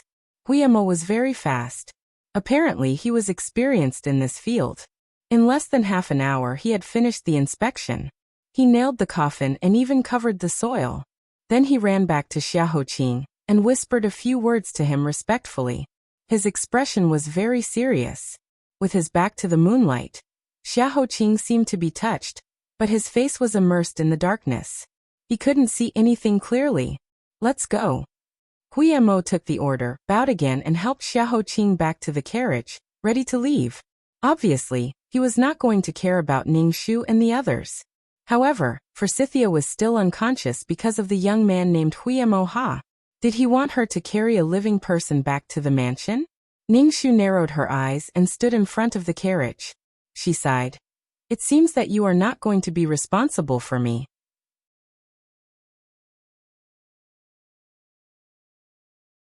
Chapter 13. Huiyamo smacked his lips. Why did her words sound so ambiguous? It sounded like his Shitzi was a heartless man who ran away after eating. This Lady Ning was too fierce. Through the thick curtain, Xiahou Qing's voice was particularly cold. Get out of the way. Ningxu shook her head. It's okay if Shitzi doesn't help me.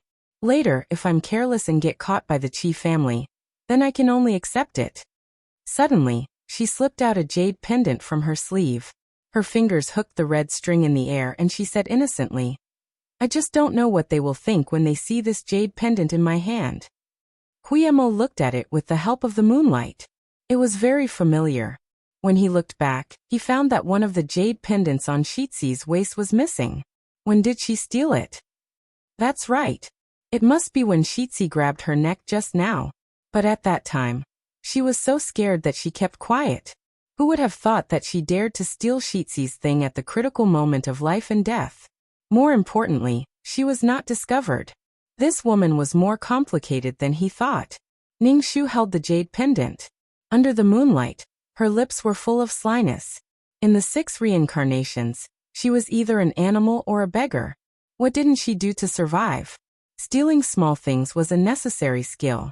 She walked closer to the carriage and continued. When they see this man's jade pendant in my hand, they will be suspicious and ask who it is. I can only say that it's my lover's. It was necessary for them to ask what my lover and I were doing here. I can only say that we are meeting here on such a good day. Then they will ask who my lover is. Then I can only say that it's Shitzi. In any case, my reputation has long been tarnished. I don't care what other people say about me, but your highness' reputation is very important.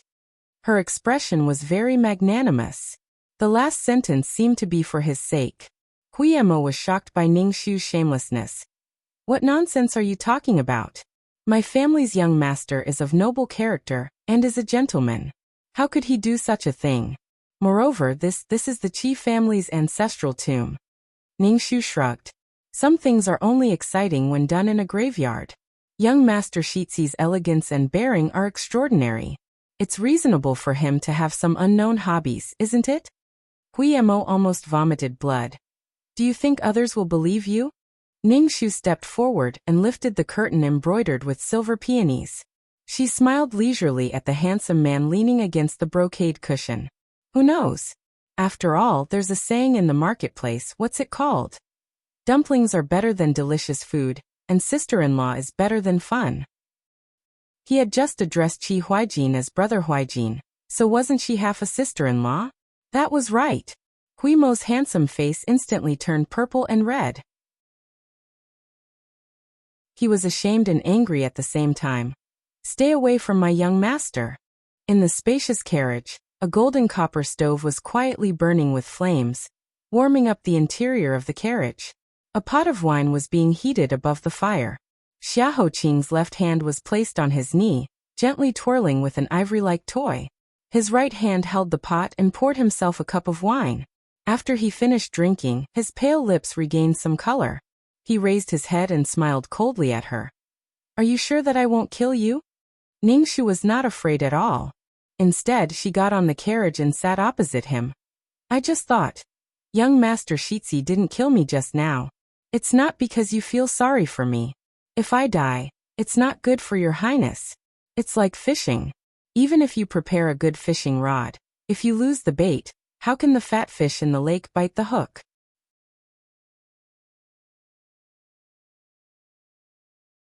Chapter 14. When a person was about to die, how could he sympathize with another person? In that life, Xiaoqing's death was strange. It was like a big secret that no one knew about. But now he quietly appeared in the capital and appeared in front of Qi Huaijin's grave. There was only one explanation. Qi Huaijin's death was extremely important to him. And she, who was firmly related to Qi Huaijin's death, was an even more important chess piece on the chessboard. How could a chess piece die before it was used up? The carriage was terrifyingly quiet. He could only hear the bubbling sound of the wine boiling in the wine pot. Xiaoqing's face was as calm as the sea, without a trace of emotion. But this kind of calmness made Ningxu a little nervous. She didn't know anything about Xiaoqing. If he was temperamental, it was possible that he would directly chop her up without caring about anything. She secretly thought. In the end, she was too careless. After a long while, Xiaoqing's light pink lips let out a low laugh. I've seen a lot of shameless people, but it's the first time I've seen someone like you. Being ridiculed in front of such a beautiful man. Even if Ning Shu's face was as thick as a city wall, there was a layer of thin blush. Sorry. How could a person not be shameless when they were in Jianghu? Huimo, bring her. Xia Hoqing lightly said this sentence and didn't say another word. Huimo immediately followed the order and carried the unconscious Forsythia into the carriage and put her beside Ning Shu. Then he glared at Ning Shu and lifted the curtain to drive away. What Shi Yan said was right. Beautiful women were tigers, very bad. Just now when he saw Shi Ziyi wanted to strangle her to death, his heart was somewhat unbearable. Humph. The carriage traveled steadily and quickly on the road. Soon they entered the capital. Forsythia woke up halfway. When they reached Juke Street, Huimo stopped the carriage and said unhappily, "Lady Ning, please." When the two got out of the car, Ning Shu suddenly thought of something. She embarrassedly rubbed the tip of her nose and handed the jade pendant she stole to Xia Hoqing. "Shi Ziyi, I was rude just now. I'll return your jade pendant to you." Xia Hoqing didn't even raise his chin as he faintly threw out 4 words. "It's dirty, throw it away." Without waiting for Ning Shu to say another word, he lowered the curtain and the carriage quickly drove away. She looked at the jade pendant in her hand that was carved with fish swimming in the abyss. It was made of the best mutton fat white jade, and was as white as that person's hand. She was afraid that she would not be able to find a second piece of such good quality in the palace. Ning Shu smiled. It would be a pity to throw away such a good jade pendant. He had strangled her, and she had taken his jade pendant. An eye for an eye, an eye for an eye. It was not a loss. As for the secret hidden on Qi Huijin's body, Ning Shu raised her head and looked at the round moon that was embedded in the night sky. Her eyes were as bright as a mirror. The dagger had finally appeared. If Xia Hoqing did not tell her, she would find out on her own. This night was destined to be an extraordinary night. Duke Dinggua's mansion, carrying fragrant courtyard. Ningguan held the maidservant's hand and whispered, "Remember what I told you. You must do this secretly and not let anyone find out. You can't let anyone find out that it was us. Miss, don't worry. This servant will not let you down." The maidservant wholeheartedly agreed. She hid the things and changed into a set of gray clothes. She put on a cloak and quietly walked out of the Duke Dinggua's mansion's small door. Behind her, Ningguan tightly clenched her teeth and pinched her palms. Her eyes were full of ruthlessness. "Ning Shu, oh Ning Shu, you blocked my way. I can only take your life. Just you wait. I want to see how you can't escape this time."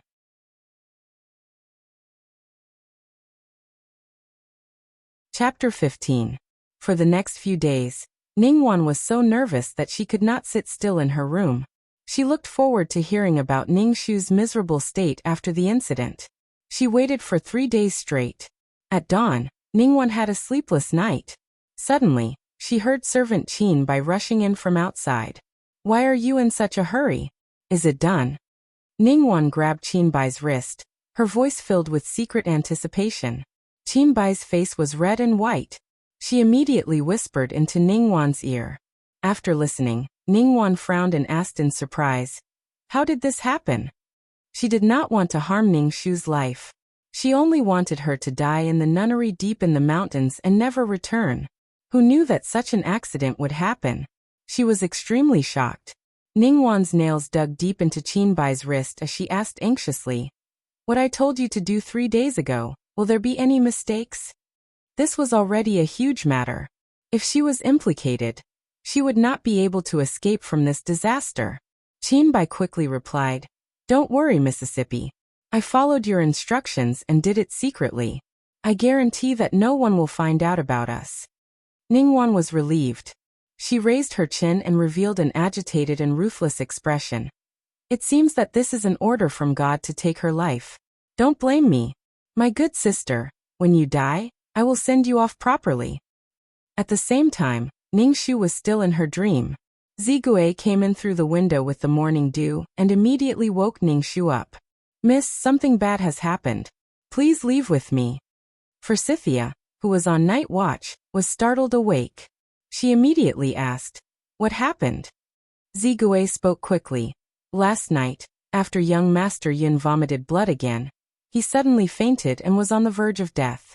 Imperial Censor Yin immediately called for the imperial physician. The imperial physician rushed to save him, but was almost unable to save him. When the imperial physician was treating young Master Yun, he suddenly discovered a 4-petal-shaped red spot on the side of young Master Yun's neck. Imperial Censor Yin and Madame Yun immediately gave the order to search the entire residence. 2 hours later, a servant of the Yun residence found a pouch under the begonia tree in young Master Yun's courtyard. Inside the pouch was a blood-colored talisman and a jade hairpin. Ningxu was already awake. She quickly put on her clothes with the help of Forsythia. The sun was already out of the clouds. The first ray of light shone through the window lattice onto her jade-like face. Ningxu continued Zigui's unfinished words and continued. That jade hairpin, is it mine? Zigui gritted his teeth. Yes. Young miss, the Yun residence has already taken the pouch to the capital to report to the officials, and have someone come to pick you up. This matter quickly reached the ears of the heavens. I have just reported it to the master. The master ordered me to immediately take you out of the city and hide in a manor outside the city. He would deal with this matter. Young miss, let us leave quickly. The current emperor hated witchcraft the most. He had ordered many times that if anyone practiced witchcraft, they would be beheaded without mercy. Forsythia was shocked and terrified. She knew the severity of the matter and hurriedly started to pack up the important things. However, she was interrupted by Ningxu. She lowered her thick black eyelashes and pondered deeply for only a moment. Countless thoughts had already spun in her mind. She then raised her eyes and said calmly, "Let us leave, but not outside the city. We will go to another place." "Where is Lady Ning?" "His Majesty has decreed to bring her to the Supreme Court for trial." The morning bell of the Thousand Buddha Temple on the outskirts of the city had just rung, waking up the bustling city of the capital. The gates of the High Duke's public house were firmly blocked by officials from the capital. The governor of the capital, Wei Zaicheng, personally led the troops and banged on the doors of the High Duke's public house. The surrounding people who had heard the news quickly crowded the entire Vermilion Bird Street. Every pair of eyes was shining brightly. Ning Diyuan personally opened the door. "Governor Wei, please excuse me for not coming out to meet you. What crime did my daughter commit?" Wei Zaicheng gave a perfunctory salute and said in a businesslike manner, "High Duke, you should have already heard what happened. Please do not make things difficult for us. This case has already been submitted to His Majesty overnight. His Majesty has approved it and ordered us to bring Lady Ning to justice. Please come out immediately and follow us to prison." His tone clearly indicated that he would not be kind today. Ning Diyuan did not beat around the bush and said directly, "My daughter felt unwell a few days ago. I have already sent someone to send her back to her hometown in Jiangnan. If there is any crime, I will bear it for her." Wei Zaicheng sneered. "High Duke, what you mean is that Lady Ning has already escaped. She must have received the news this morning. She can't have run far. Men, immediately send a message to the guards to capture the fugitive. The rest of you, follow me and invite the High Duke to the prison to catch up."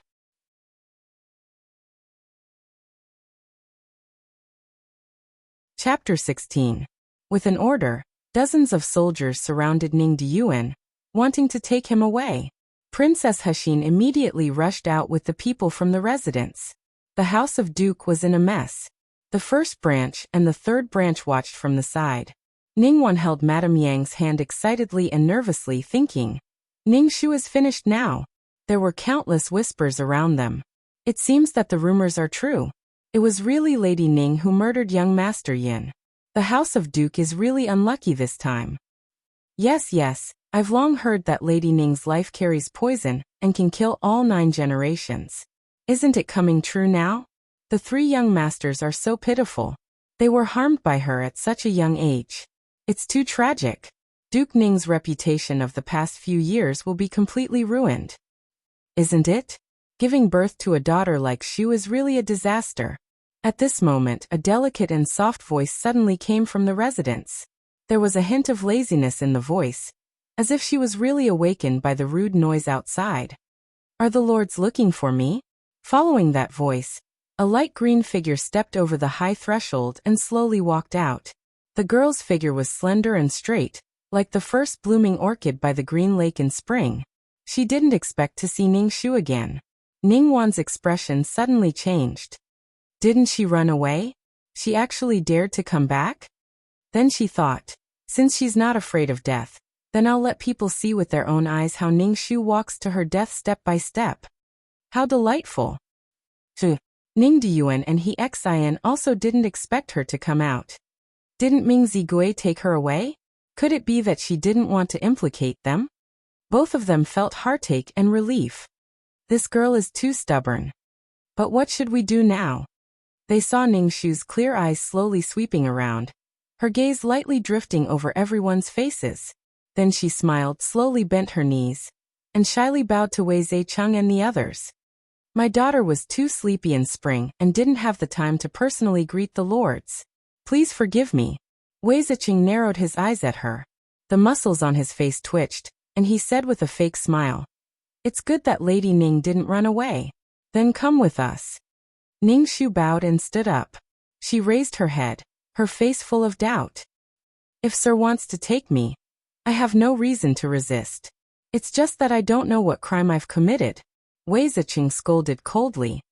"Are you trying to cover up what you did?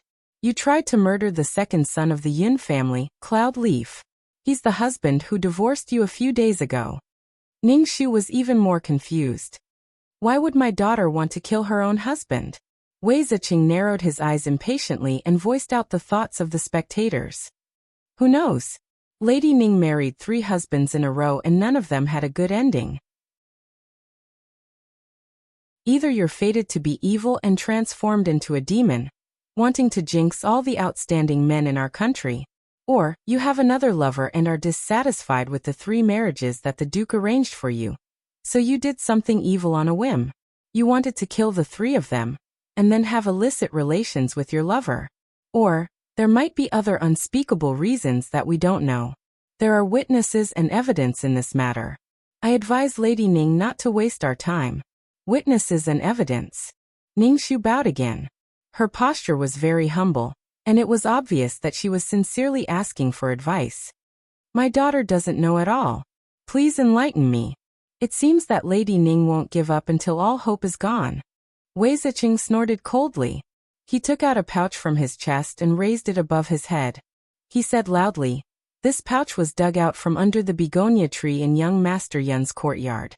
Does the jade hairpin inside belong to you?" Ning Shu examined it carefully and nodded. Yes. Wei Zecheng's eyes widened. Then this pouch and the talisman inside belong to you without a doubt. The evidence is irrefutable. Do you still want to deny it? The people around them nodded. How could they deny it when the evidence was irrefutable? If Lady Ning continued to deny it, she would be too shameless. At this moment, the sound of a few horses galloping on the ground broke the deadlock. The one sitting on the leading brown horse was the current 6th prince, Xiao Yuni. He urged his horse to rush over and shouted, "No one can touch her."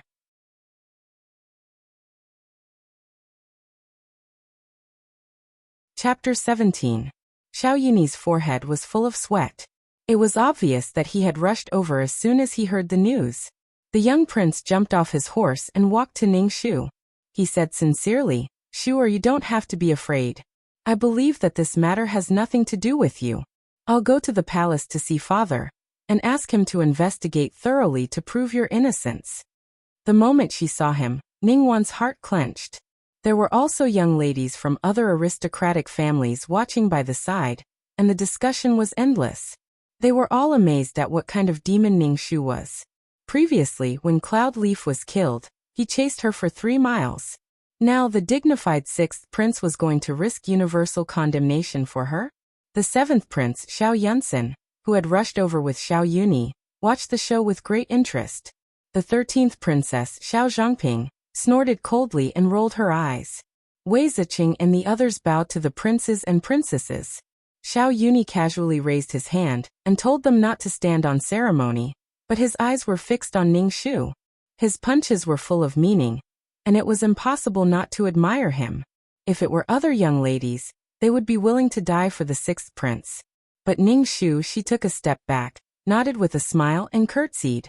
Her etiquette and expression were all considerate, but it made people feel alienated, as if she was thousands of miles away. Thank you for your kindness, Your Highness, but Ningxu can deal with this matter on her own. Xiao Yunyi's hot blood immediately cooled down. His dark eyes reflected the young lady's elegant and straight figure. He watched as she turned sideways and continued to smile at Wei Ziqing, but not at him. The people around them were even more excited. Hey, this Lady Ning is strange. It was so difficult for the sixth prince to protect her, but she doesn't know what's good for her. Is she really not afraid of death? Ningxu continued. Magistrate, I can't accept the irrefutable evidence you speak of. I'm afraid you don't know this, but our duke's household has a long history. My grandmother, father, and mother have treated me well. Therefore, if there aren't 100 of these jade hairpins on my dressing table, there are at least 10 of them. It's common for me to lose a few of them in a moment of carelessness, or for them to be stolen and sold by the servants in the household for money. I never take it to heart. Moreover, I've been busy preparing for the wedding. Countless pairs of eyes are watching, so how could I sneak into the residence of Yun and plant something like this in young Master Yun's courtyard to harm him?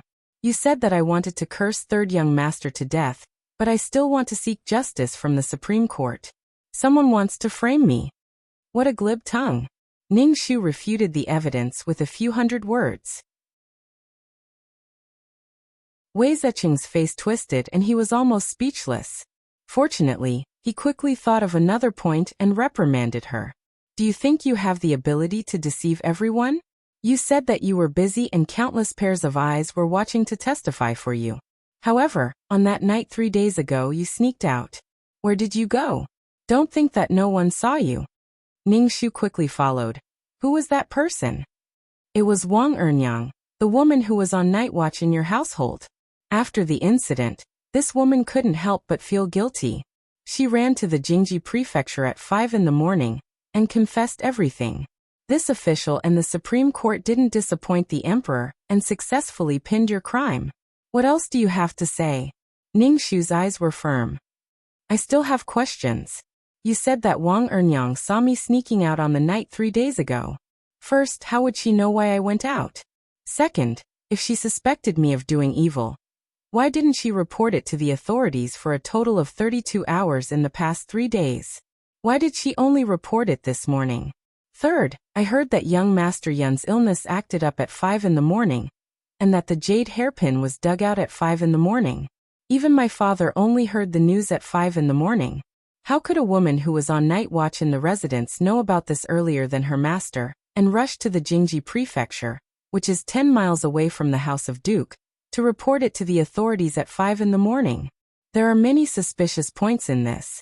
Forgive Ningxu for not being convinced.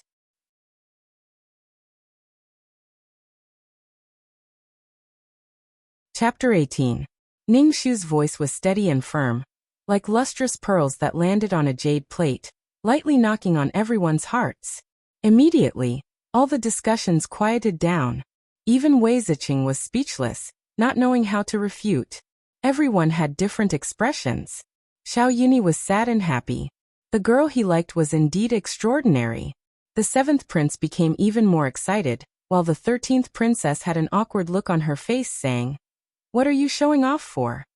Only Ning Diyuan and He Xian's joy was simple and straightforward. On the side, Ning Wan, who had been watching quietly, suddenly gasped, a terrified expression on her face. She shook her head at Ningxu and said, "Elder sister, I don't know anything." Ning Wan blurted out and hurriedly covered her mouth in fear, but everyone's eyes were already on her. The crowd that had just quieted down was in an uproar again, even livelier than before. Ningxu turned back and looked at her quietly. Her eyes were cold and she laughed in her heart. So the ghost beside me was you. Before, she only thought that Ning Wan's little tricks behind her back were just her younger daughter crying out of jealousy, and did not really bear a grudge. She was reborn this time to protect the mansion, but she did not think that she would be stabbed by someone in the mansion. Wei Ziqing immediately went in front of Ning Wan and encouraged her. "Second Miss Ning, please tell us everything you know. With His Majesty's protection, are you still afraid of her?" Ning Wan still covered her mouth and did not speak. Her eyes were filled with fear and her eyes were red, looking like tears were about to fall. Wei Ziqing added, "If you don't say it, are you going to let her continue to harm people in the future?" If he had only come to carry out the emperor's orders at the beginning, he had fallen into bigotry now. He was the capital's magistrate and had been an official for 20 years. How many major cases had he solved? Who would have thought that he would be defeated by a teenage girl in front of everyone today?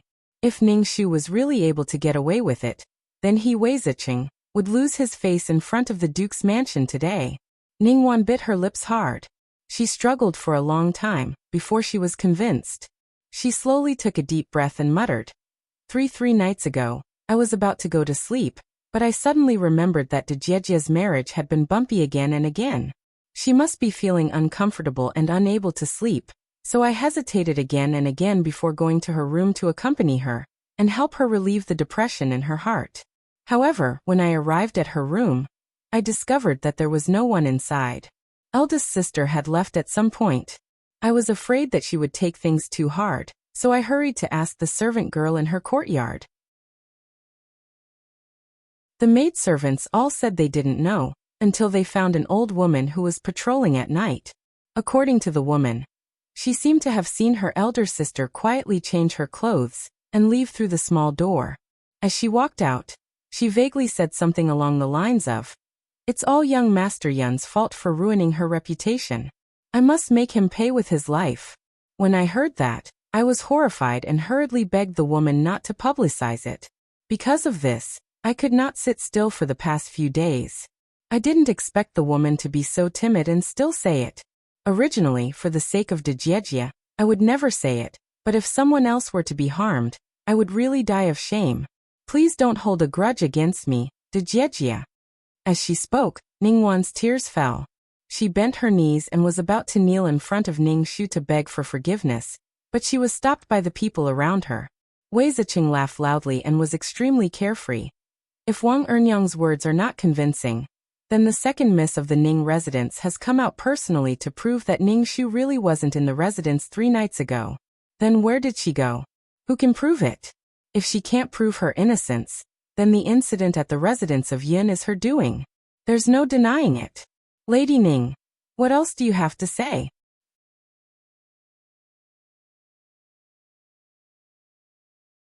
Chapter 19.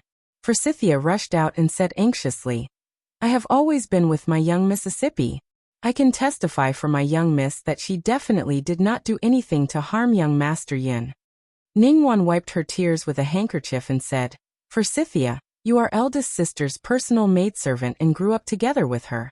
I know you want to protect her, just like how I feel as her younger sister, but this is a human life. We can't ignore our conscience for the sake of loyalty and kinship." Forsythia wanted to pounce over and bite her to death, but there were so many people here, and she could not do anything.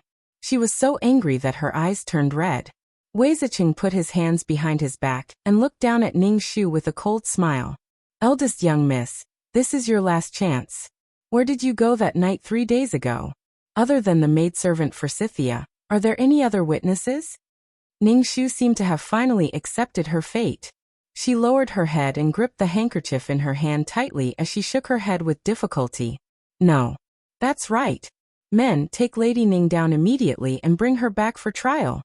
At that moment, more than 10 officers surrounded Ningxu and Forsythia with their swords. They took out shackles and raised them in front of Ningxu, waiting for the last moment. Xiao Yuni was about to speak when he heard, "Wait." A horse carriage rolled into the crowd leisurely. The young man driving the carriage waved the horsewhip in his hand and shouted. He looked handsome and was obviously from a noble family. A few sharp-eyed people in the crowd immediately said, "This is the carriage of the Prince Pingnan's heir?" Yes. When the heir entered the capital yesterday, I watched from the Black Tortoise Avenue. It was indescribably lively. I remember that the carriage was this one. Then the person sitting inside must be the Prince Pingnan's heir. When the words South Pacifying King's heir were mentioned, the young girls in the crowd immediately let out low gasps of surprise. Their faces were flushed, and they were extremely expectant. However, what they were even more curious about was, why did this mysterious heir come here? The 13th princess immediately tightened her grip on the reins. She stared at him, her eyes filled with the expectation of a young girl. A look of surprise flashed past Xiao Yunyi's eyes, but Xiao Yunsen still had that bored expression of watching the show. The horse carriage was leisurely, the carriage was leisurely, and even the young man driving the carriage was leisurely. When the carriage reached the entrance of the public house, and was less than 10 feet away from Wei Zaicheng, he shouted and ordered the horse to stop. Wei Zaicheng hurriedly stopped what he was doing, stepped forward, and bowed. His etiquette seemed to be even more respectful than when he had bowed to the 6th prince and the 7th prince. Your Highness. Currently, His Majesty had 6 princes. Ordinary people only thought that the status of the dragon's son was incomparably noble. Naturally, he was more honorable than the children of the other princes' families. Of course, this was only a misunderstanding. Under the heavens, the emperor was the most respected. Below him was the crown prince. Below him were the various princes, Wang Ye heir apparent, and other princes who had received titles. The Prince Pingnan's lineage was the Prince Pingnan's lineage when the country was founded. The current Prince Pingnan only had one legitimate son, Xiaoqing. The throne had long been set in stone. After Emperor Jingming ascended the throne, the position of crown prince had been undecided. Therefore, although Xiao Yunyi and the others were the royal sons, their status was half a level lower than Xiaoqing's. It was silent behind the curtain. After a while, there were intermittent coughs. Everyone curiously looked over, wanting to see the Prince Pingnan's face. However, the person in the carriage did not come out. He only said one sentence.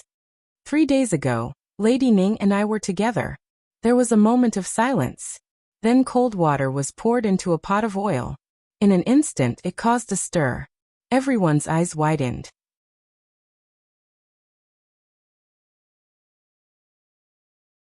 Chapter 20. 2 hours ago, at Prince Namping's residence. What are you doing here? The person opposite her sat in front of a table with a pot of tea emitting a faint fragrance. The silver charcoal in the corner of the room was still burning at the end of March. It was probably the only one in the capital. The aroma of the tea mixed with the faint duhung fragrance in the silver charcoal, making the air warm and cozy. Ning Shu had been waiting outside the prince's residence for half an hour. The morning breeze still carried a trace of coldness, causing her cheeks to feel cold. As soon as she stepped into the room, in less than half a year, her face was steamed into a crimson red. Ning Shu untied her cloak and did not treat herself as a guest at all. She smiled and walked over to sit across from him. Your Highness, the Crown Prince has arrived in the capital a few days ago. This little girl is here to welcome you. Just yesterday, Xiaoqing finally appeared. He openly entered the capital through the Shenwu Gate, and entered the palace to meet the emperor. Yesterday, the entire capital was in an uproar. All the young girls in the city who yearned for love came out. In addition to countless people who came to watch the fun, the entire Xuanwu street was packed. Thousands of young girls screamed and threw flowers, purses, and fragrant handkerchiefs at the prince's residence like raindrops. They almost drowned the carriage, hoping to catch a glimpse of the legendary prince's true appearance. The news of Xiaoqing's return spread to every corner of the capital at the fastest speed. At this time, Xiaoqing was wearing a silver cloak and fox fur coat. Because Ning Shu suddenly came to visit, he did not tie up his black hair and let it fall to the side of his body. It made him look even more like an immortal. Of course, his voice was also like an immortal's, cold and distant. If it's nonsense, you can get lost.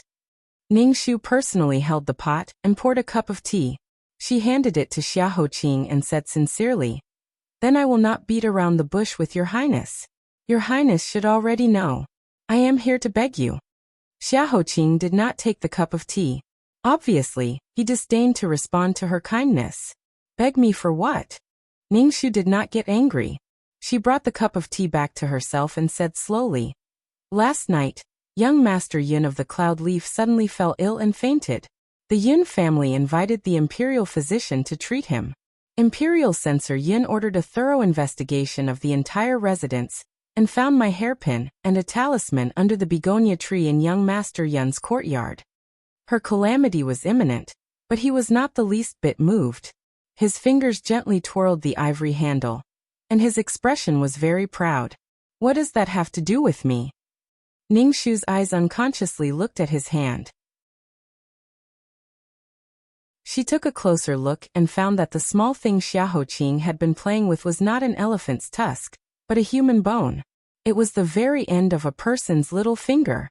Ningshu suppressed the surprise in her heart. Her fingertips touched the blue porcelain cup in front of her after the rain. Her lips curled into a warm smile. Because 3 days ago in the middle of the night, I secretly left the residence and met your highness at the Qi family's ancestral grave. We had a pleasant conversation. At that time, there were only you, me, my maid Forsythia, and this handsome little brother Huimo beside you. There was no one else. At the side, when Ningshu suddenly mentioned the word handsome, Huimo could not help but blush. He was angry that this Lady Ning really liked to tease people. However, he was even more confused. He didn't understand what eldest young Miss Ning and his young master Shitzi were talking about. What was the connection between the Yin family finding her hairpin and the chance encounter 3 days ago? However, his young master seemed to be completely clear.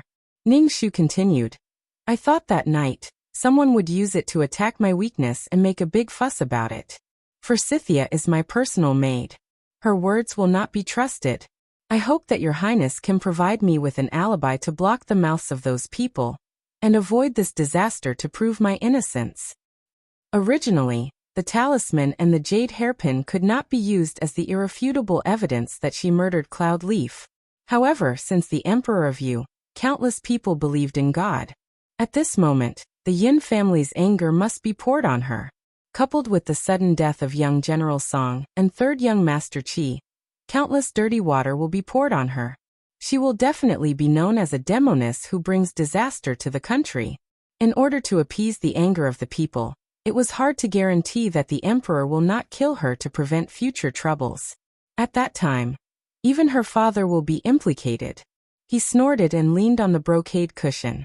All of this had nothing to do with him. This is your business. Why should I help you? Because I can also help you. Help me with what? For example, the poison in your body is called Plum Blossom Kiss. It is also the poison that killed the previous emperor. As soon as she finished speaking, Huimo, who was quietly waiting by the side, took a deep breath and took a step forward. His eyes were full of surprise. How did you know? They had kept this secret for 11 years. Except for the old prince, there was no fourth person who knew.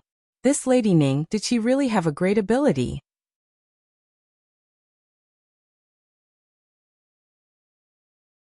Chapter 21.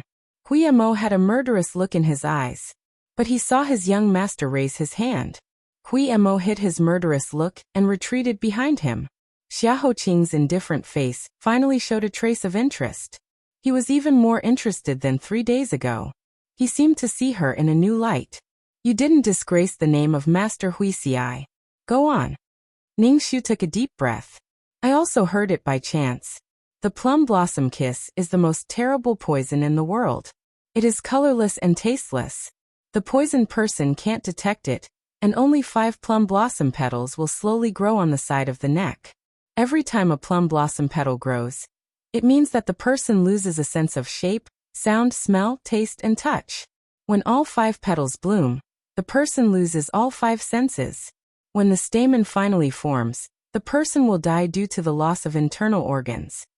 Back then, when she helped Xiao Yuni win the throne, she had accidentally read about this poison in a secret file in the palace. The file was vague, only mentioning how terrifying this poison was, and that the previous emperor had died from this poison. As for who had poisoned him and how he had poisoned him, there was no mention at all. After that, this poison was listed as a forbidden item by the emperor. It was sealed together with the palace chaos 25 years ago. Whoever dared to mention it would be beheaded immediately. So when Ningshu heard that there were 4 red spots on the side of Cloudleaf's neck, her heart was in turmoil. In a moment, many thoughts came to her mind. It was no wonder that the imperial physician who treated Yunfei was so terrified and immediately reported it to the heavens. Once the imperial physician confirmed the diagnosis, she, who was framed for sneaking into the Yun manor to cast the curse, would be involved with this poison. This matter would be a dead end. At the same time, many things that she didn't understand also had clues such as, And I guessed that your highness was poisoned because, first, your eyesight coincides with the shape of the plum blossom kiss. Second, 3 days ago when you went to pay respects to the third young Master Chi, the coffin was opened by me. The smell was so strong that even your subordinates couldn't help but cover their noses. But you didn't move at all at that time, so I boldly guessed that your sense of smell was damaged, which coincides with the smell of the plum blossom kiss. Third, I found out after entering the room. Your clothes. He pinched the small half of the finger bone in his palm. His knuckles, which were covered with blue veins, lightly tapped on the table. Is there anything wrong with my attire? Ningxu shook her head. I didn't overlook anything. It's just that I have a slight doubt. The whole country knows that your highness has been ill since childhood. Patients who are afraid of the cold will naturally wear more clothes than others. This is very normal.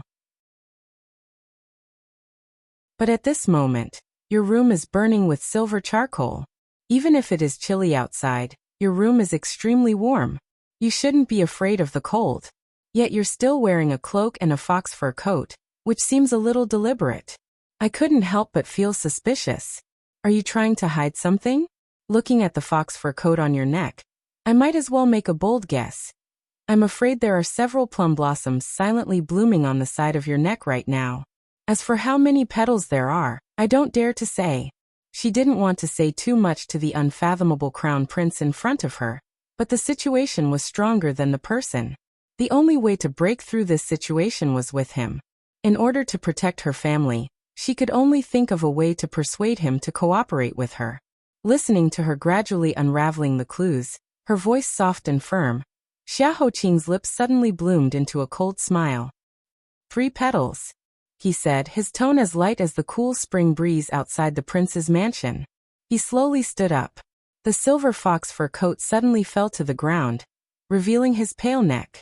2 inches above his collarbone, there was impressively 3 blood-red plum blossoms. It was frighteningly dazzling. He lifted his feet and slowly walked towards her. When I was 10 years old, the first petal grew on the side of my neck.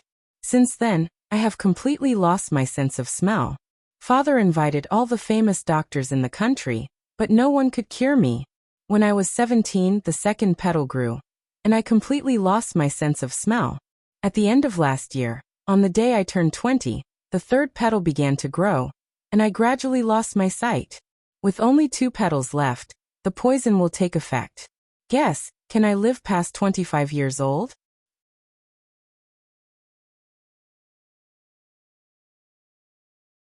Chapter 22. His tone was very calm, but in just a few short sentences, she could hear the stormy waves that made her heart tremble. A person could only watch as they lost their 5 senses bit by bit without being able to do anything. This kind of hopeless feeling of helplessness could easily crush a person. Not to mention him. Even the Empress had praised the Xia Hoqing that when she saw him, everything in the world would pale in comparison to Xia Hoqing. The more arrogant a person was, the more unbearable it would be. But he could still remain so calm and even ridicule himself? This man, she respected and feared him. After a few steps, he walked in front of her.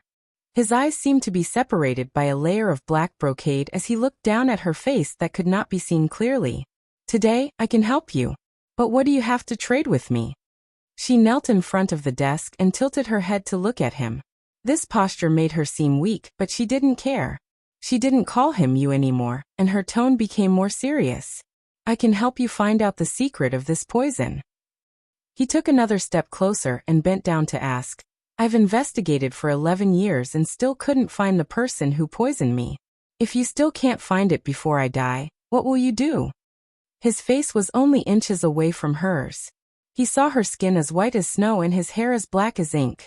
The two of them could smell each other's breaths. Her back was very straight as she faced him. Her words were serious and simple. Then I'll be buried with you.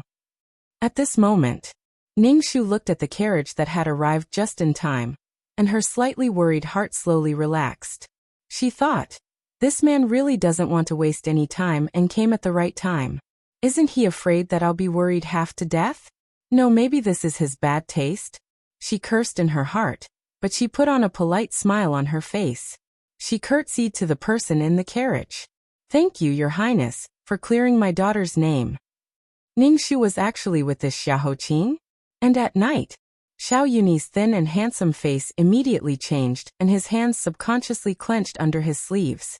The 13th princess' eyes that had been looking at the Wang Fu's carriage were filled with fire. The onlookers were confused. No one had expected things to turn out this way. Lady Ning was at loggerheads with young Master Yin one moment. Then His Highness the 6th Prince came to protect her the next moment. Not long after, Prince Namping appeared to testify on her behalf. There were so many twists and turns in the process, and it was really lively. Even though Wei Ziqing had been on the job for 20 years, his heart was in turmoil at this moment.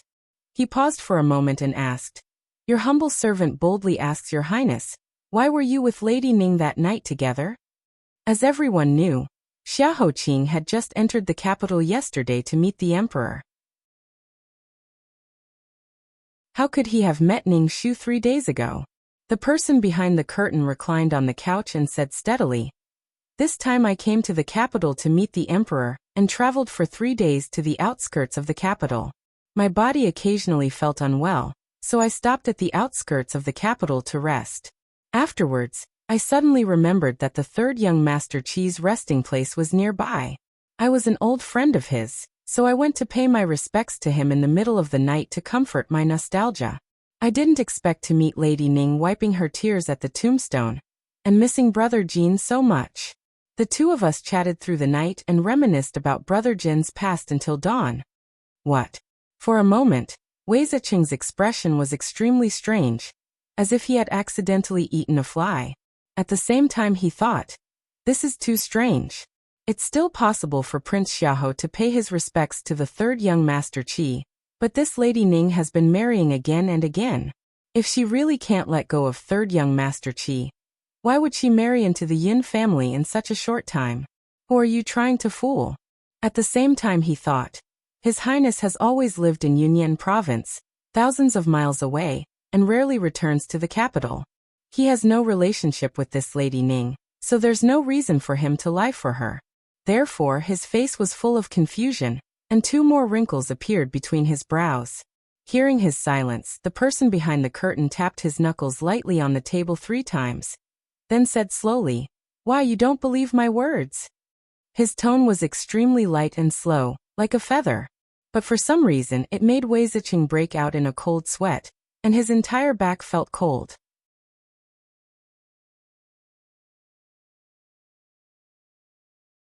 Chapter 23. Wei Ziqing hurriedly stepped forward and bowed. "How would I dare? Since Your Highness can testify, it is impossible for Lady Ning to go to the Yin residence to commit murder 3 days ago. Someone must have framed her. I will report this to His Majesty. Catch the culprit who framed Lady Ning behind the scenes." Who would not believe it? Who would dare to not believe it? Even if his identity was not mentioned. Although this crown prince had problems with his eyes and body, he was the Xiahou Qing who had defeated the entire Privy Council all those years ago. His Majesty had praised him as an unparalleled talent, after he offered a single plan to force the Xiongnu to retreat. At that time, all the civil and military officials were shocked. If he was not there, it would have been hard to believe. That was 11 years ago, when he was only 10 years old. A large group of officials came in a grandiose manner, and in less than 2 hours, they returned in a grandiose manner. The onlookers smacked their lips as if they hadn't had enough yet. They gradually dispersed in all directions, bringing along today's great excitement to find someone to share this wonderful topic of conversation. There were also many young girls who did not want to give up.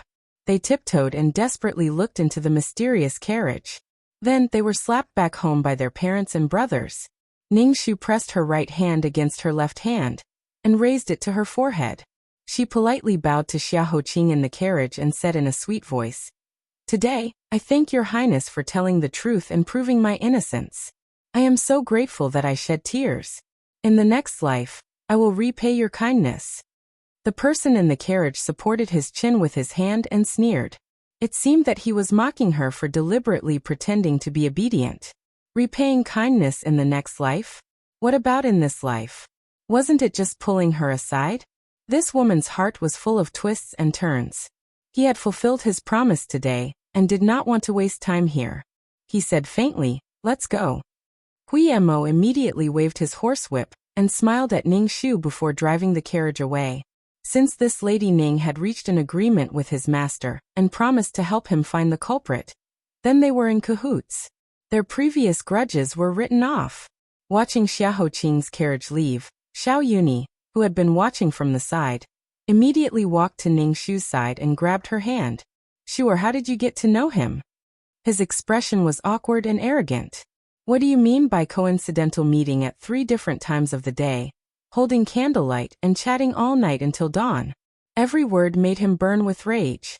Ning Shu calmly turned around to avoid his hand and walked to her mother's side.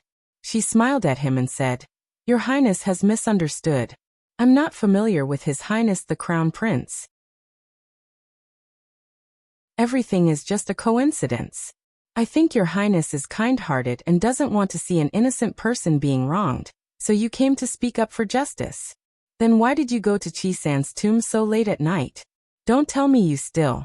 Xiao Yuni was still young and had not learned to be as shrewd as he was back then, so he immediately asked, could it be that she was still thinking about that dead person? It shouldn't be like this. Before Shu became of marriageable age, the two of them were so harmonious and could be considered childhood sweethearts. At that time, Shuer's eyes were shining when she looked at him. But he didn't know why she suddenly changed a year ago. From young General Song to Qi Huijin, and then to that crying cloud leaf who couldn't even protect himself. She could accept anyone, but she just didn't want to choose him. Ning Shu shook her head softly. Although third young Master Qi and I haven't gotten married yet, we were still engaged. It's my duty to visit him often, and it's also my private matter. I won't disturb Your Highness from worrying. Xiao Yuni's expression darkened even more. He clenched his fists until the veins on the back of his hand popped out. He gritted his teeth and looked at her stubbornly. Do you think that I didn't help you just now, so you're deliberately saying this to anger me? That's not it. Shu, remember, even if that Xiahou Qing didn't come just now, as long as I, Xiao Yuni, am here, I won't let anyone hurt you. If you don't believe me, look behind you. With that said, he turned and got on his horse, urging it to leave. The scarlet cloak fluttered, and the dust raised by the galloping horse's hooves was like the young prince's tumbling heart. The 13th princess walked in front of her, narrowing her eyes and saying domineeringly, I hope you remember what you said just now. You're not familiar with Prince Xiahou at all, and I'm warning you. You're not allowed to be familiar with him in the future.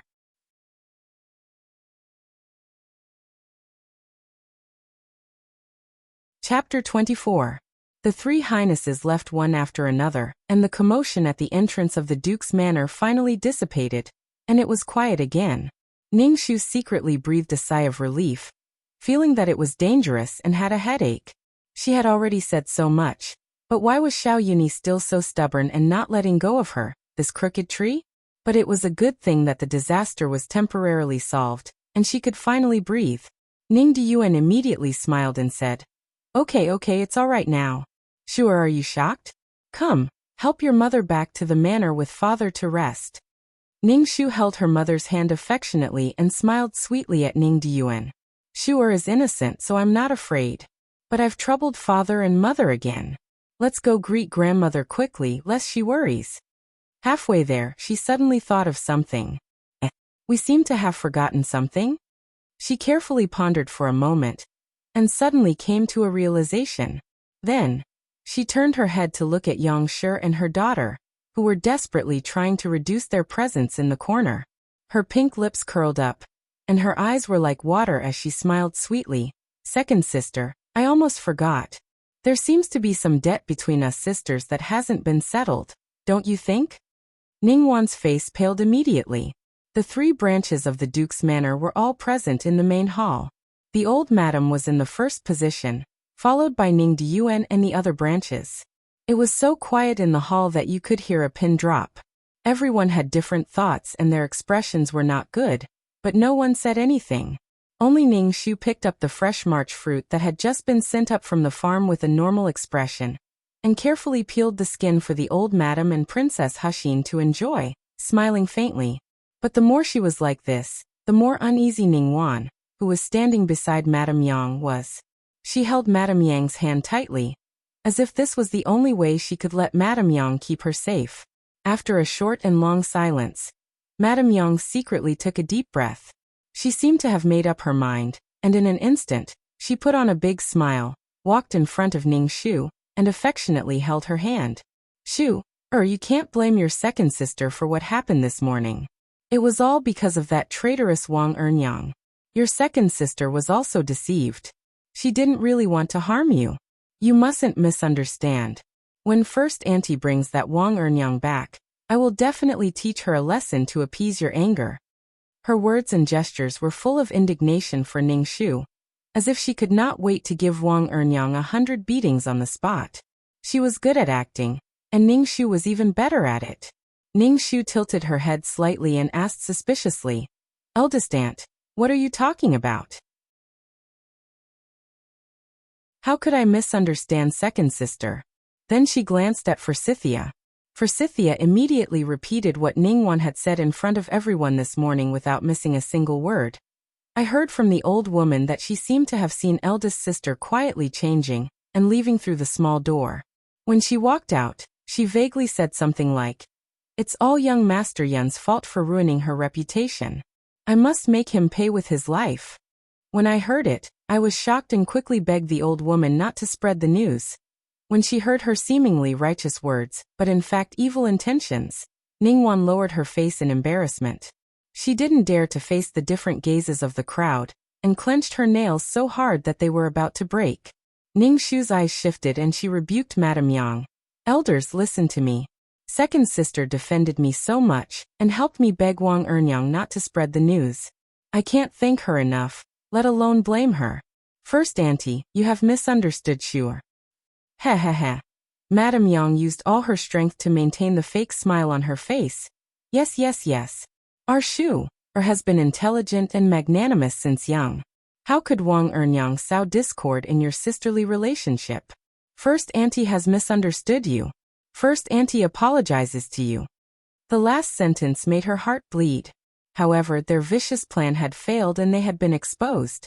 No matter how much resentment she had in her heart, she had to swallow it into her stomach. Even if she had to throw away her old face, she had to protect her precious daughter today.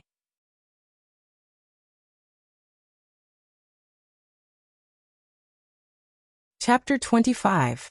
I knew eldest aunt understands me the best. Ning Shu intimately leaned on Madame Yang, causing Madame Yang to feel as if she had been pricked by a needle, but her heart was slightly relieved. However, Ning Shu quickly spoke again. However, there are a few points that I really don't understand. Would eldest aunt please enlighten me? Madame Yang's heart, which had been half relieved, was raised again. She said with trepidation, "Please speak." Ning Shu pondered for a moment and frowned. With a puzzled expression, she said, "Shu'er is also insensible and often makes small mistakes that make the people around her worry. However, I have no enmity with that Wang Ernyang, so why would she lie and say that she heard I wanted to harm young Master Yin? She even spread the news everywhere, first deceiving second sister, then deceiving the Jingji Provincial Guard?" Madame Yang pretended to think for a moment and said, "That Wang Ernyang is not young, more than 50 years old. At such an old age, it is normal for her to be deaf and blind. Furthermore, her eldest son was an idiot. She could imagine that as his mother, there was something wrong with his head as well. He had been suspicious all day long, but he never thought that he would suspect eldest young miss and almost harmed her. Our residents can no longer use such an evil servant. Later, eldest aunt will make the decision for you and sell off her entire family. Don't you think so, old madam?" Madame Yang smiled weakly at the old lady, hoping that this would be over soon. Ning Shu suddenly exclaimed and clapped her hands. "Ah, there are more than 300 servants in the residence. I have been in the residence for more than 10 years, and there are still many that I am not familiar with. I can't even remember some of their names, let alone their family background. I didn't expect eldest aunt to be able to tell Wang Ernyang, the most inconspicuous person in the residence, everything about her family. Shu'er is really impressed. Grandmother, don't you think eldest aunt is very powerful?" Madame Yang felt a chill run down her spine. Everyone's eyes instantly gathered on Madame Yang. Ningguang couldn't even breathe. Even Ning Dehuai, who wanted to protect Madame Yang at first, frowned and felt that he was losing face.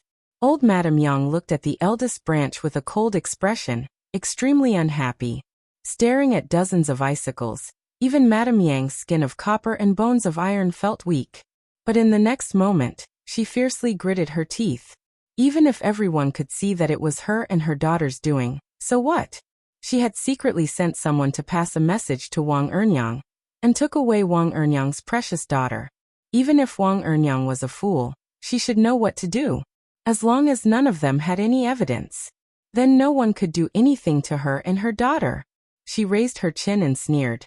There are so many servants in our manor.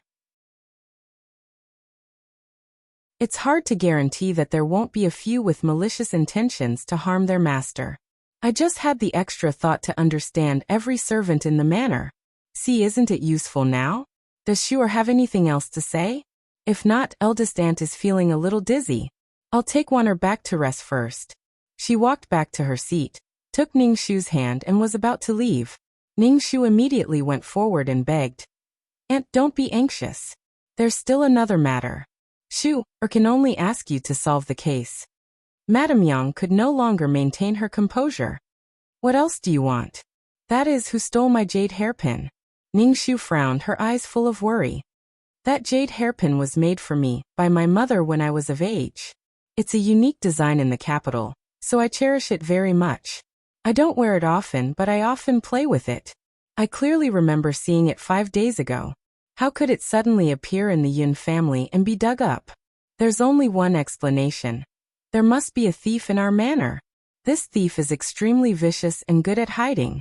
If we don't find her quickly, she can steal my jade hairpin and plot against me today. Tomorrow, she can secretly harm eldest aunt, second sister, and even grandmother. Eldest aunt just said that you know all the servants in the manor like the back of your hand. You're the best person to help Shu or solve this case. I beg eldest aunt to help. Otherwise, Shu will be frightened every day and have difficulty sleeping. What? She wanted her to find the person who stole the jade hairpin. That person was personally selected and bribed by her. She stole Ning Shu's jade hairpin to help her and her daughter set up the most important part of this plot. Now, she actually wanted her to find that person, and then have that person identify her and her daughter? This girl was simply trying to take her life.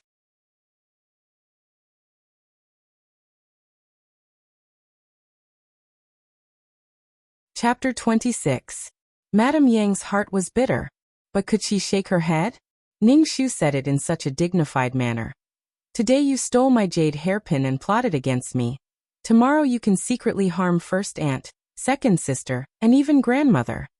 Even if she said no, then from now on, this big Duke's Fu would no longer tolerate her. Madame Yang looked at the young girl in front of her, who was always warm and gentle like a spring breeze. She only felt like her neck was being strangled by an evil spirit. And this evil spirit was forced out by her. Without waiting for her response, Ning Deyuan had already made a decision. He said with a cold face, Sister-in-law, if this is the case, please wait for a moment.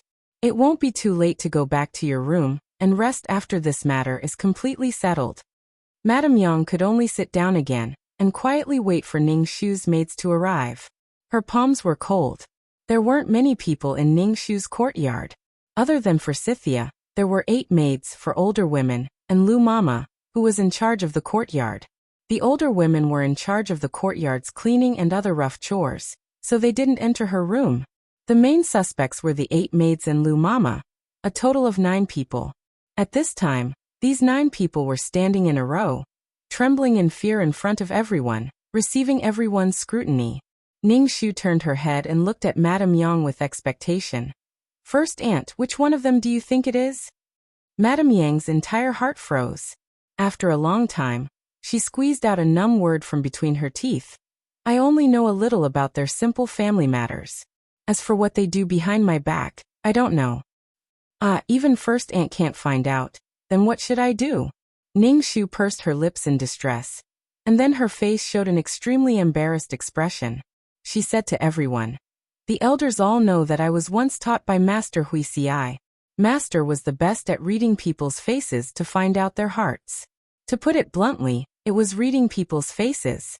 Although Master only had time to teach me for 3 years before she passed away, fortunately, Shu'er wasn't too stupid and learned some superficial knowledge. It's just that I haven't used it for a long time, so I'm afraid it's a bit rusty. Let Shu'er be bold enough to try my little tricks. Seniors, please don't laugh at me. The old lady was amused.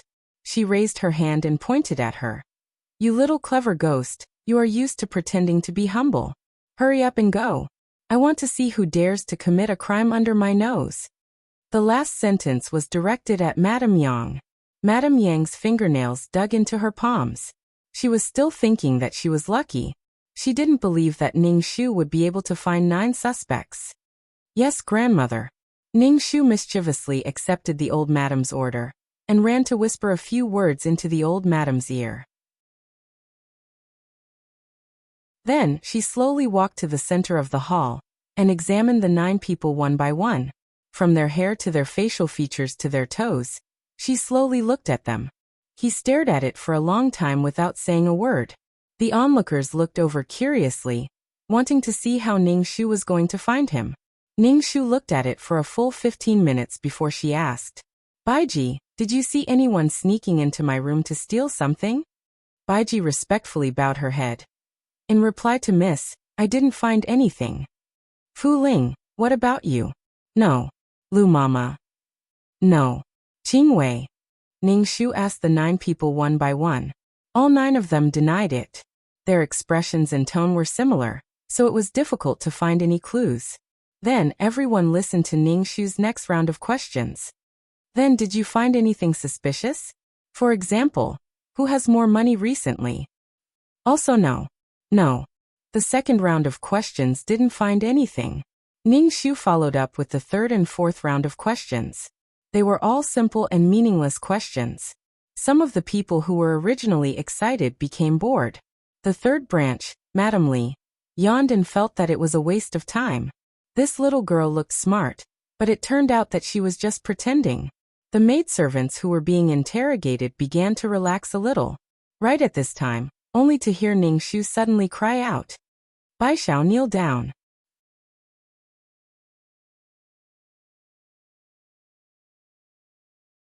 Chapter 27. The maidservant named Baishao was startled. She was stunned for a moment and then subconsciously knelt down. Everyone else looked over in surprise. Baishao's face was pale and her whole body was trembling. Eldest Miss, shut up.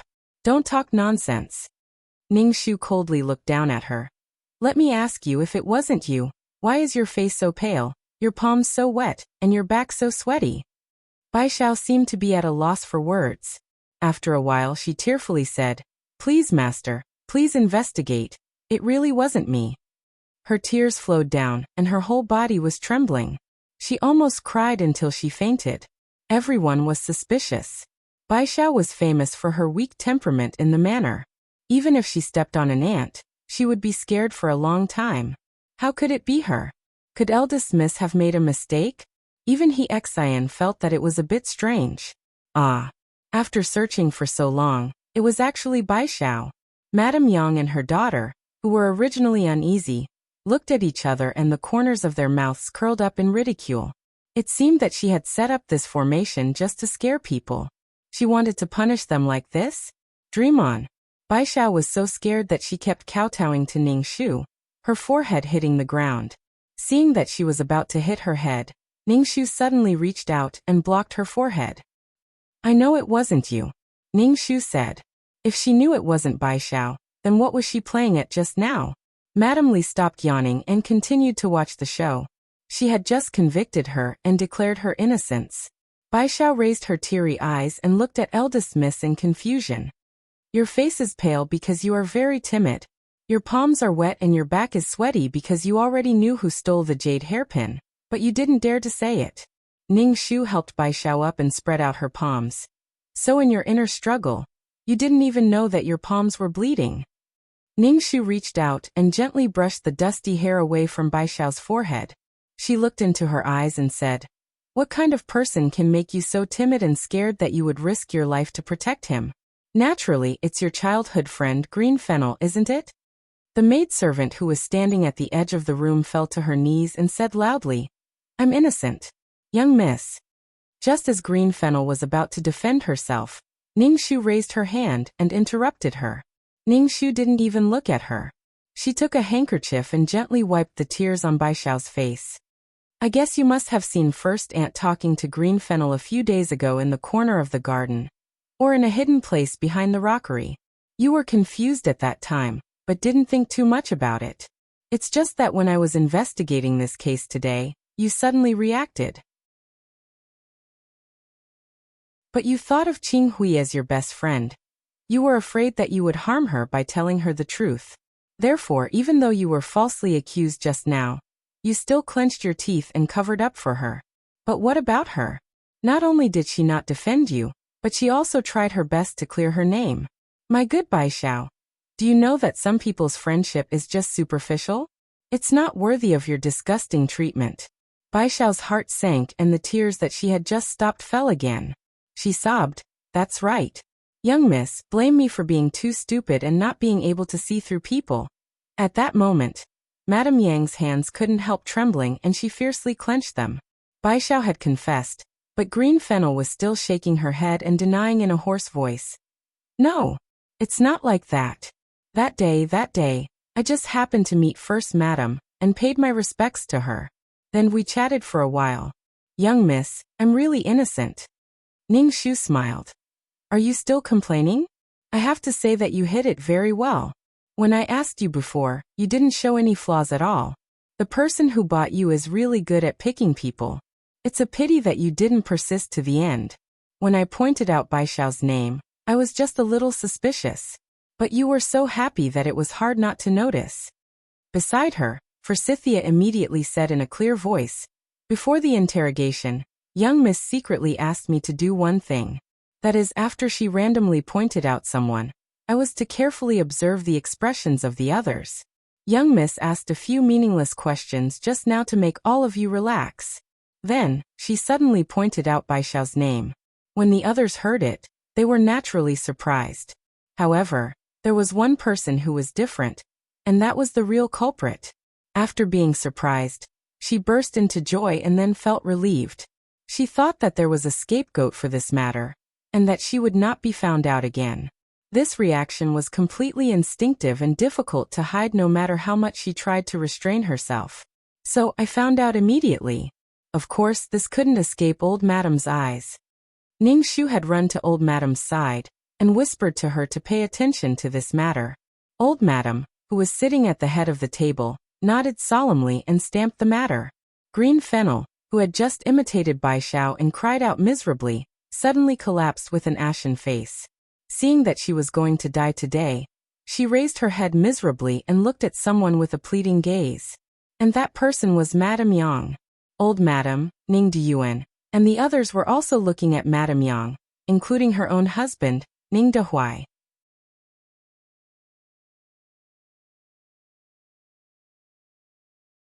Chapter 28. Madame Yang suddenly stood up. Her whole body was trembling as she cursed. "You lowly servant! You did something wrong, and you still want to falsely accuse me. Old lady, how can you believe such a thing that even dares to murder her own master? Husband, you have to believe me. It really has nothing to do with me. If she accuses me, let her show evidence if she has the ability." She didn't expect that she would turn hostile. Qing Wei crawled to Madame Yang and said, "Madame Yang, it was you who found out that I had an affair with Bai Zhou, who was by the eldest master's side, and used this to bewitch me. You also promised that if I stole a personal item of the eldest miss and gave it to you, you would find a way to transfer me to your side and fulfill me and brother Zhou." "Nonsense. That day, it was you who took the initiative to come to me. I didn't pay attention to you, so where is the promise? You are talking nonsense, but do you have evidence? If you don't have evidence, then shut up. Otherwise, I will take your life." A dignified madam of the first branch of the Duke's mansion actually quarreled with a servant like a shrew. It was simply unbearable. Ning Dehuai lost his face. He angrily pointed 3 times, turned around, and left. "Father! Husband!" Madame Yang and Ning Wan shouted miserably, but they couldn't call him back. After seeing enough of this rotten matter, the old lady heavily snorted. Madam Yang, you shut up. Now the matter is clear. My Ning family is really unfortunate to have such a scum like you. Today, I will make this decision. From now on, you will kneel in the ancestral hall for 49 days and copy the ancestral teachings 100 times to cleanse your impure heart. Ningguan didn't learn well from such a mother. She will also be punished to kneel in the temple for 3 days and 3 nights. If you do it again in the future, there will be no mercy. A huge storm started from the first branch and also ended from the first branch. Madame Yang fell down and collapsed on the chair.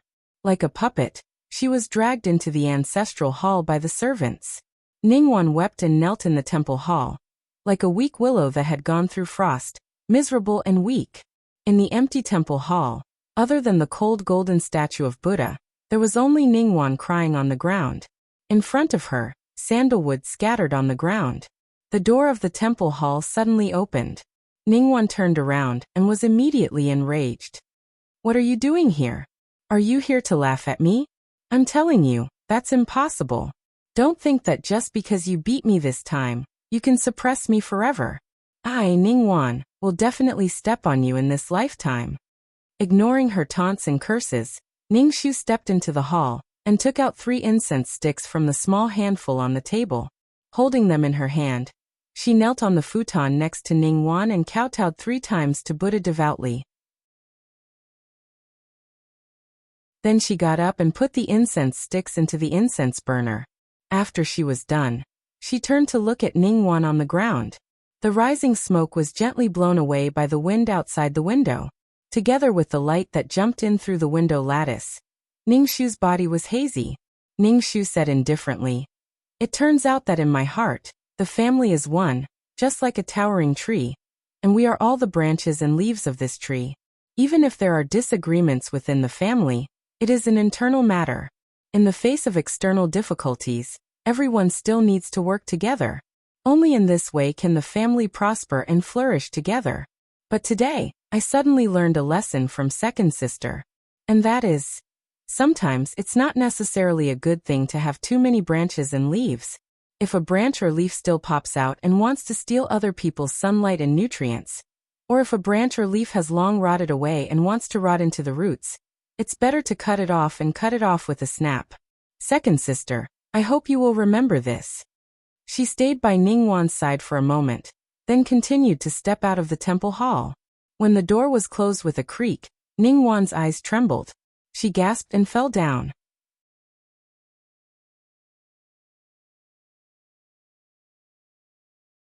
Chapter 29. Second Miss is sick. She said that she suddenly fainted and couldn't wake up from nightmares.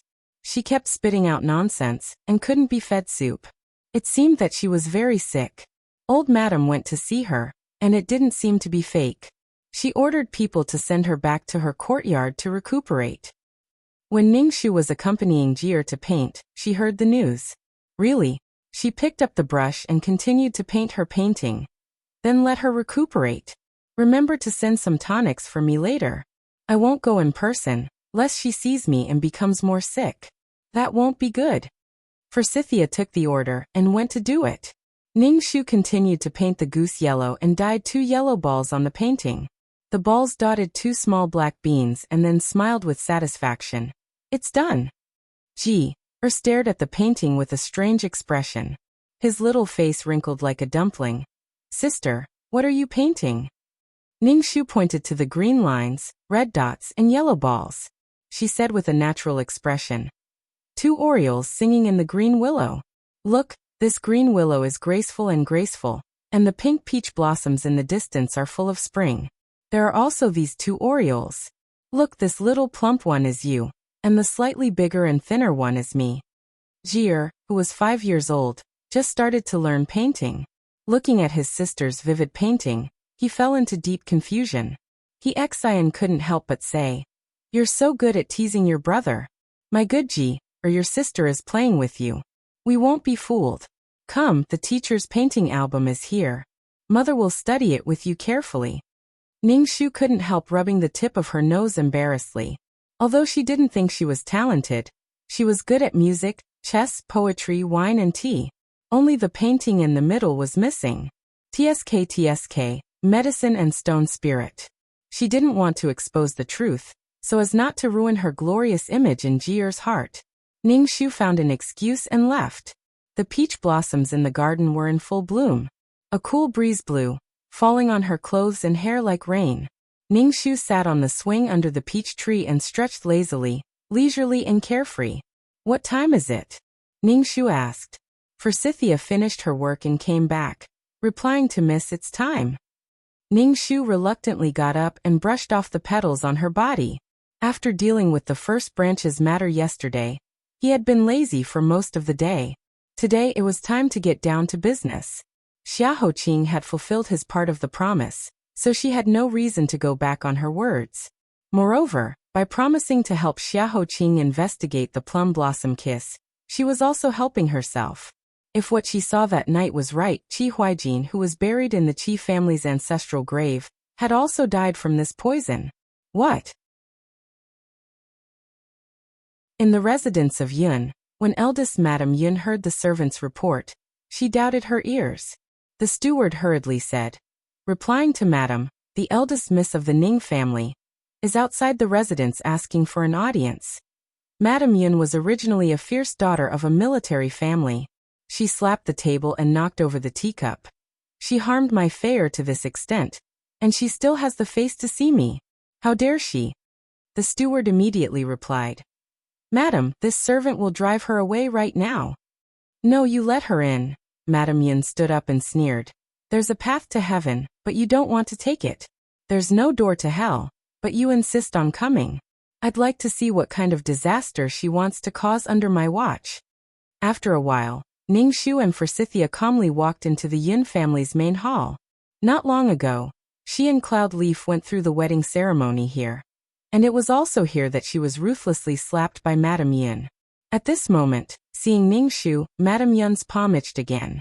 She glared angrily, and without even asking the servant to see the tea, she said directly, Ningxu, you curse my son and now he's still unconscious on the sickbed.